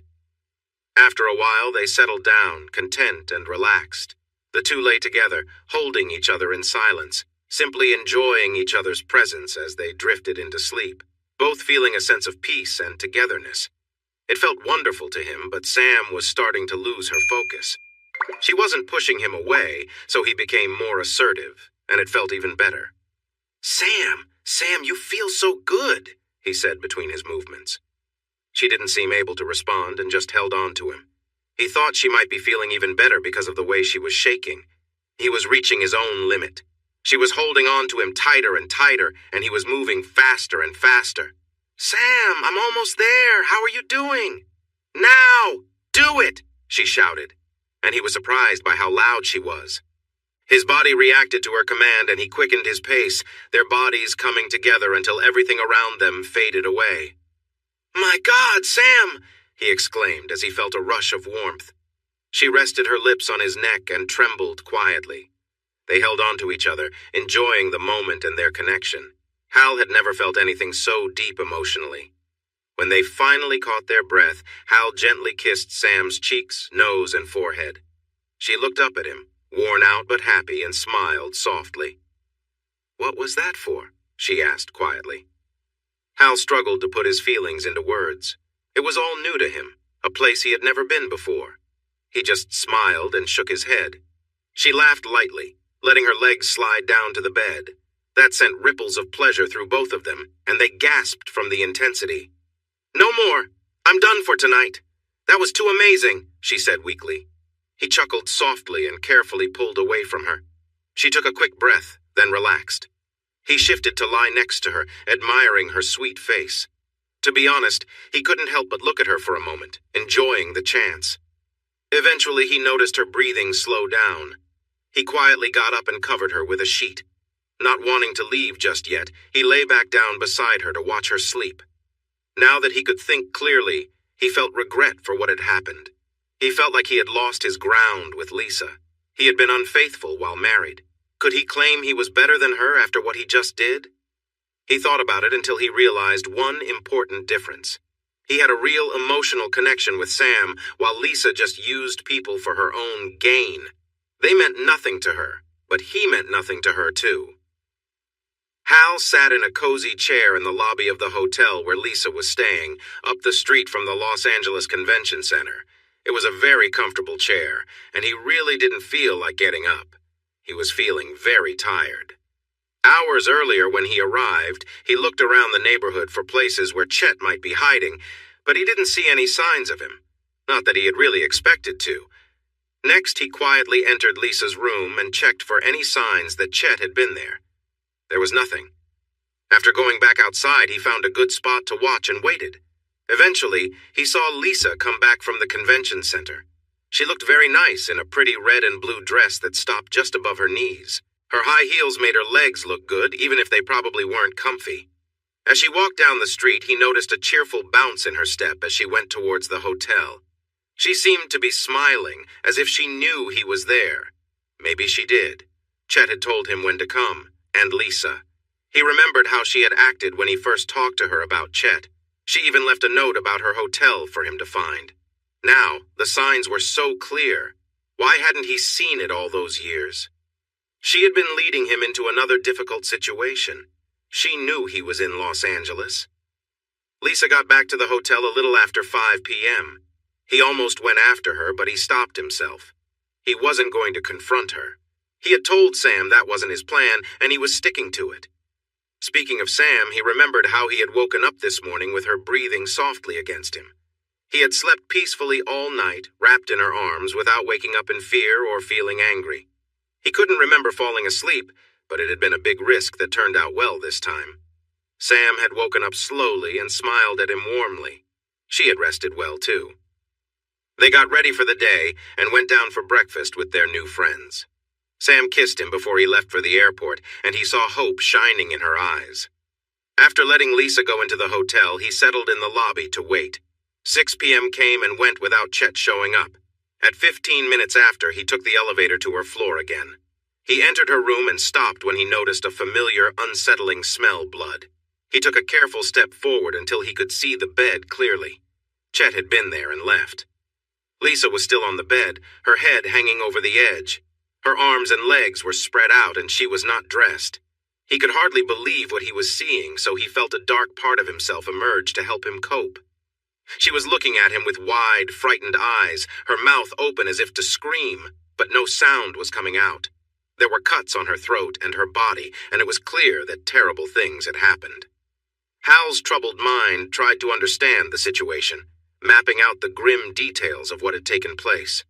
The room was a grim scene, with blood staining the sheets, carpet, and walls, a sign of just how violent the confrontation had been.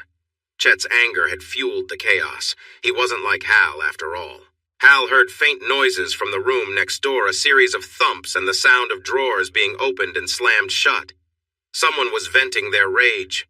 Realization struck him. Chet wasn't on his way to the hotel, he was already here, just next door.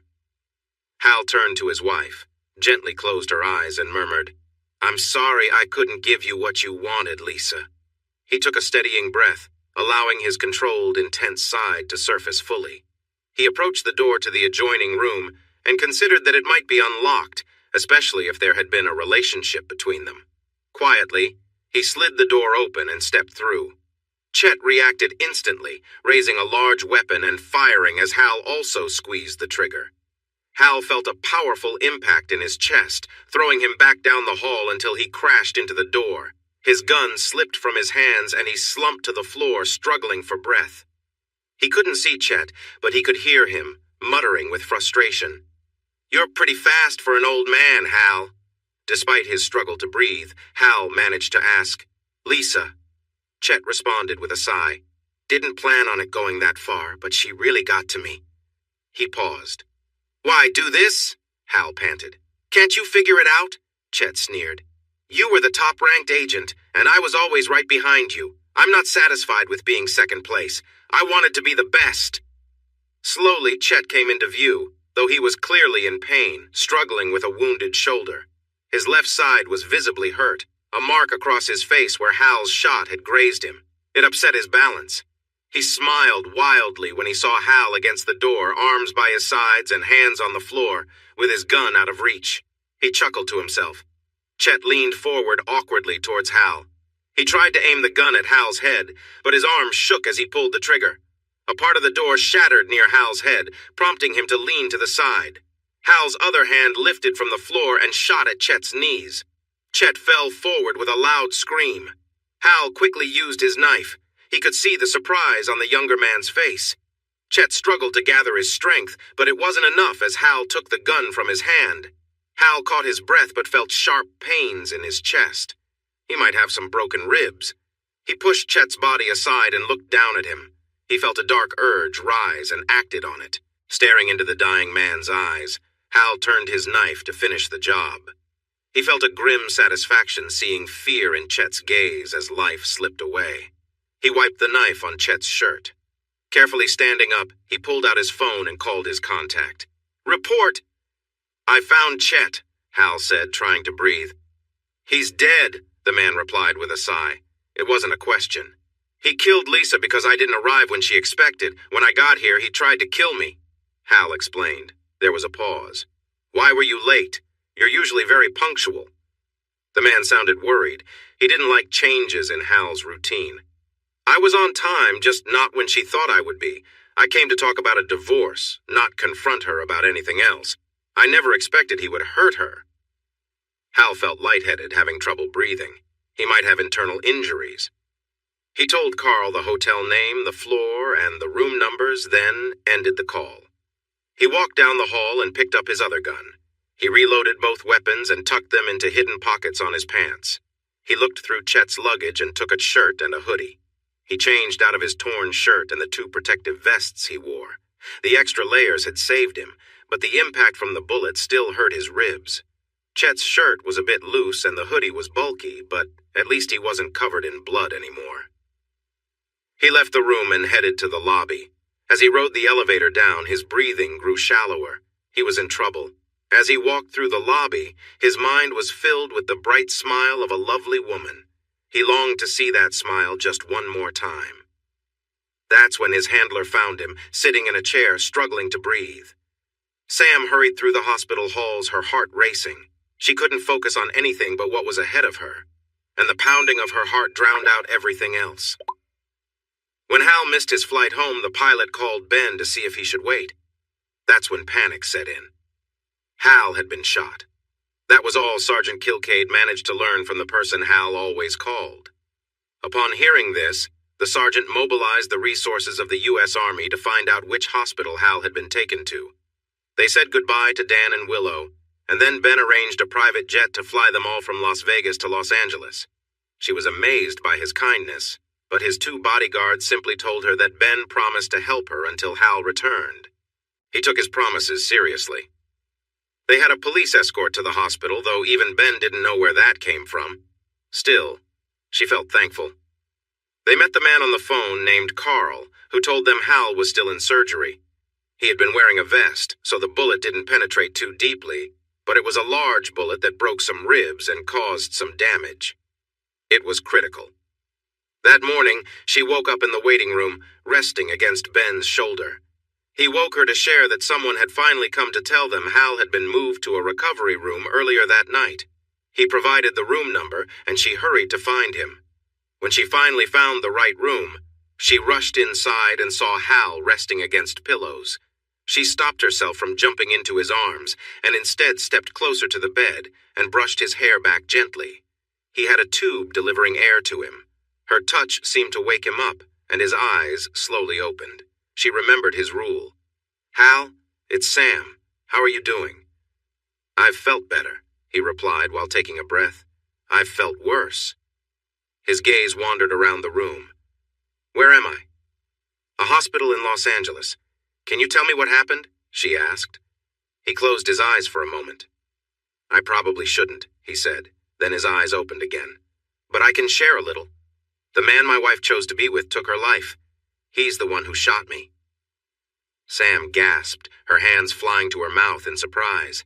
She felt a mix of horror and unexpected relief, and then guilt washed over her for feeling a spark of joy. She must have shown her feelings because Hal smiled softly at her. "It's okay," he said gently. "I completely understand. I went there to tell Lisa I was ready to end our marriage, but I guess that fight won't happen now. I'm free, as strange as it may sound. I feel sad about her death and the way it happened, but I couldn't control any of it. Understanding this makes me see my whole marriage in a different light. She didn't love me. She loved being in charge of me and the chaos I kept hidden inside. That was what she wanted most."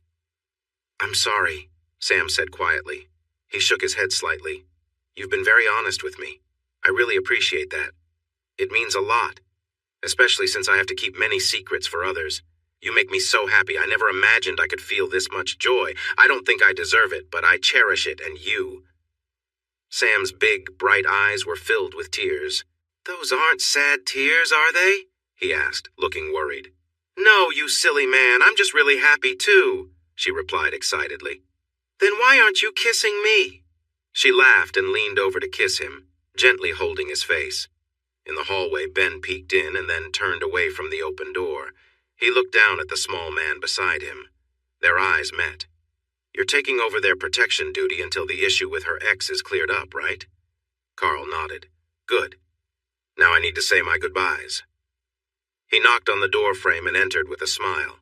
"Hi. I hope I'm not interrupting, but I'm going back to my own life and I wanted to wish you goodbye and good luck," he said warmly. Sam turned and gave him a strong hug, which Ben returned. Then he shook Hal's hand.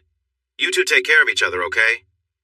"Thank you for looking after Sam," Hal said. Ben smiled. "It was my pleasure. Get better soon." With a final wave, the big man left, joining his 3 friends in the hall to head home. Carl came in looking serious. "You worried us a bit there." Hal shrugged with a small smile. "The doctor says you can leave in a week. I think you've had enough traveling for now. We'll fly you back to Rochester." "I'm not going back. Chet was on the West Coast, right? San Diego? I want his area. I need a new home for Sam and me. Sam squealed in delight, looking back and forth between the two men. Carl sighed, but knew he had to keep them happy, especially since he'd just lost their next best agent, the one who had gone rogue. He also found and dealt with Hal because of the program's weak security.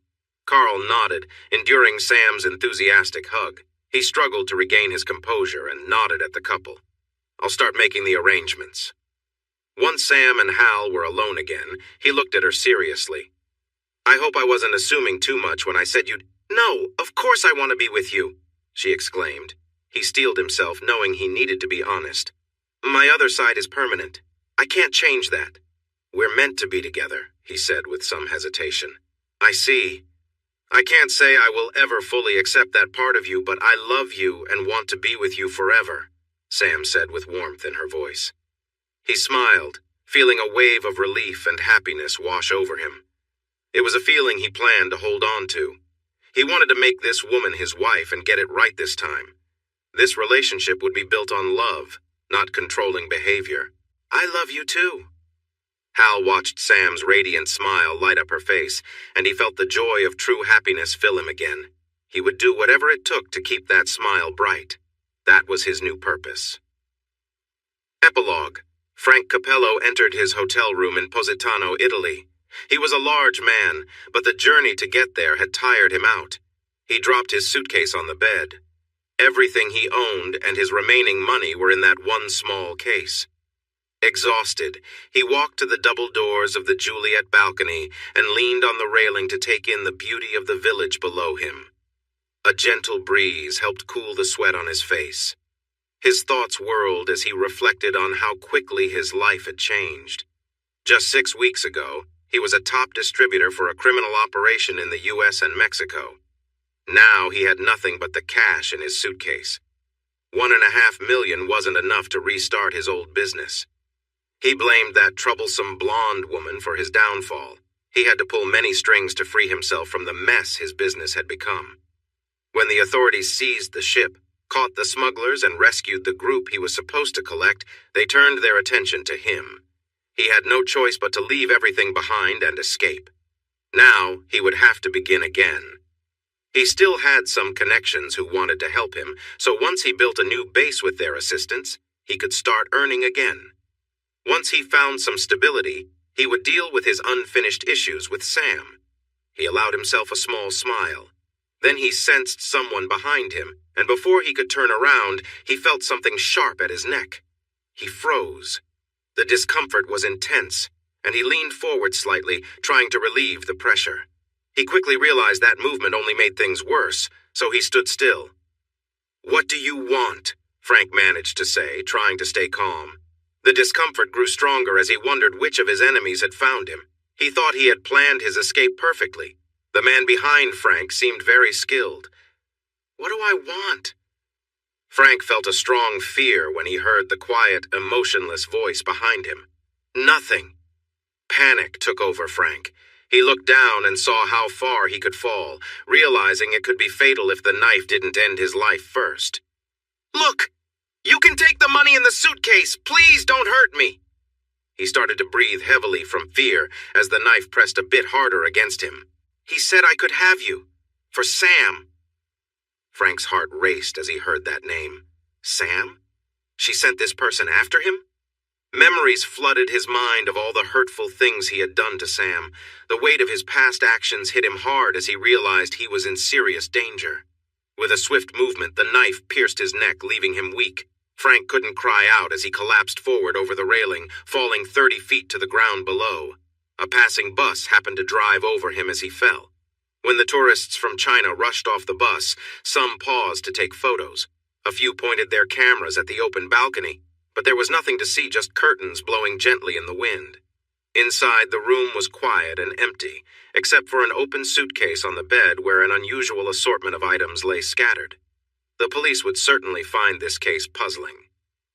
Sam felt a wonderful tingling sensation throughout her body. It was as if her skin was glowing. She had just spent the day at a beautiful spa, enjoying every moment of relaxation. First, she had a full body massage that melted away all her tension. Then came a facial, making her feel younger and refreshed. Next, she had her nails done, sporting a lovely shade of pink with sparkles. Afterward, they washed and trimmed her hair just a bit because Hal preferred it long. As an extra treat, she had a wax treatment, leaving her feeling smooth and ready for Hal's return. The entire day felt like a dream, something she had always wished for but never thought would actually happen.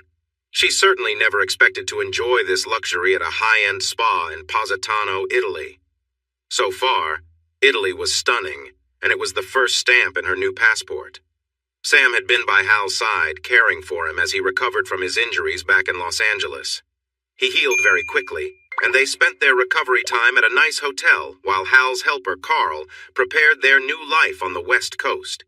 Hal surprised her with a passport, arranged by Carl, and first-class tickets for a flight to Naples, Italy. Hal seemed excited to get there and wasted no time driving a rental car to the beautiful village of Positano. Then he checked them into a lovely hotel. After a delightful dinner on a patio overlooking the sea, they collapsed onto their bed, too tired for much else but hugging. She felt amazed by how fast everything was happening. Hal promised they would take things slower the next day. This morning, he surprised her again with a spa reservation just for her, explaining that he didn't like strangers touching him. She had a wonderful day and couldn't wait to get back to their room to see Hal. The thought of him brought a warm feeling to her. Hal was such a refreshing change from Frank. Remembering her old boyfriend made her uneasy, so she pushed those thoughts away and focused on Hal, how he made her feel, and how much she enjoyed making him happy. She felt a little giddy just thinking about him. Sam rushed down the last hallway to their suite and used her keycard to enter. She walked into the open living area and saw Hal relaxing on a lounge chair on their balcony. When he turned to smile at her, she felt a flutter inside and her legs shook a little. He stood and watched her come closer with a big smile. "Hello, beautiful." She jumped into his arms and gave him a soft kiss. When the kiss ended, he grinned and invited her to sit next to him on the chair. "Did you enjoy your spa day?" he asked. "It was amazing in every way," she replied happily. "Great. You deserve to be treated well," he said, gently lifting her hand to kiss it. After a kiss that made her feel all warm inside, he admired her nails. "They look lovely."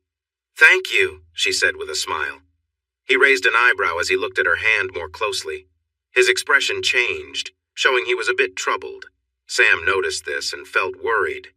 "It's almost perfect, but there's one thing missing," he said with a playful sigh. Sam tried to guess what he meant, feeling anxious to be perfect for him. "Ah, I know," he suddenly said cheerfully. Still holding her hand, he reached under the pillow behind him. When he turned back, he knelt down in front of her. In his left hand was a small black leather box. Sam felt a little dizzy as she watched him open the box, revealing a stunning ring.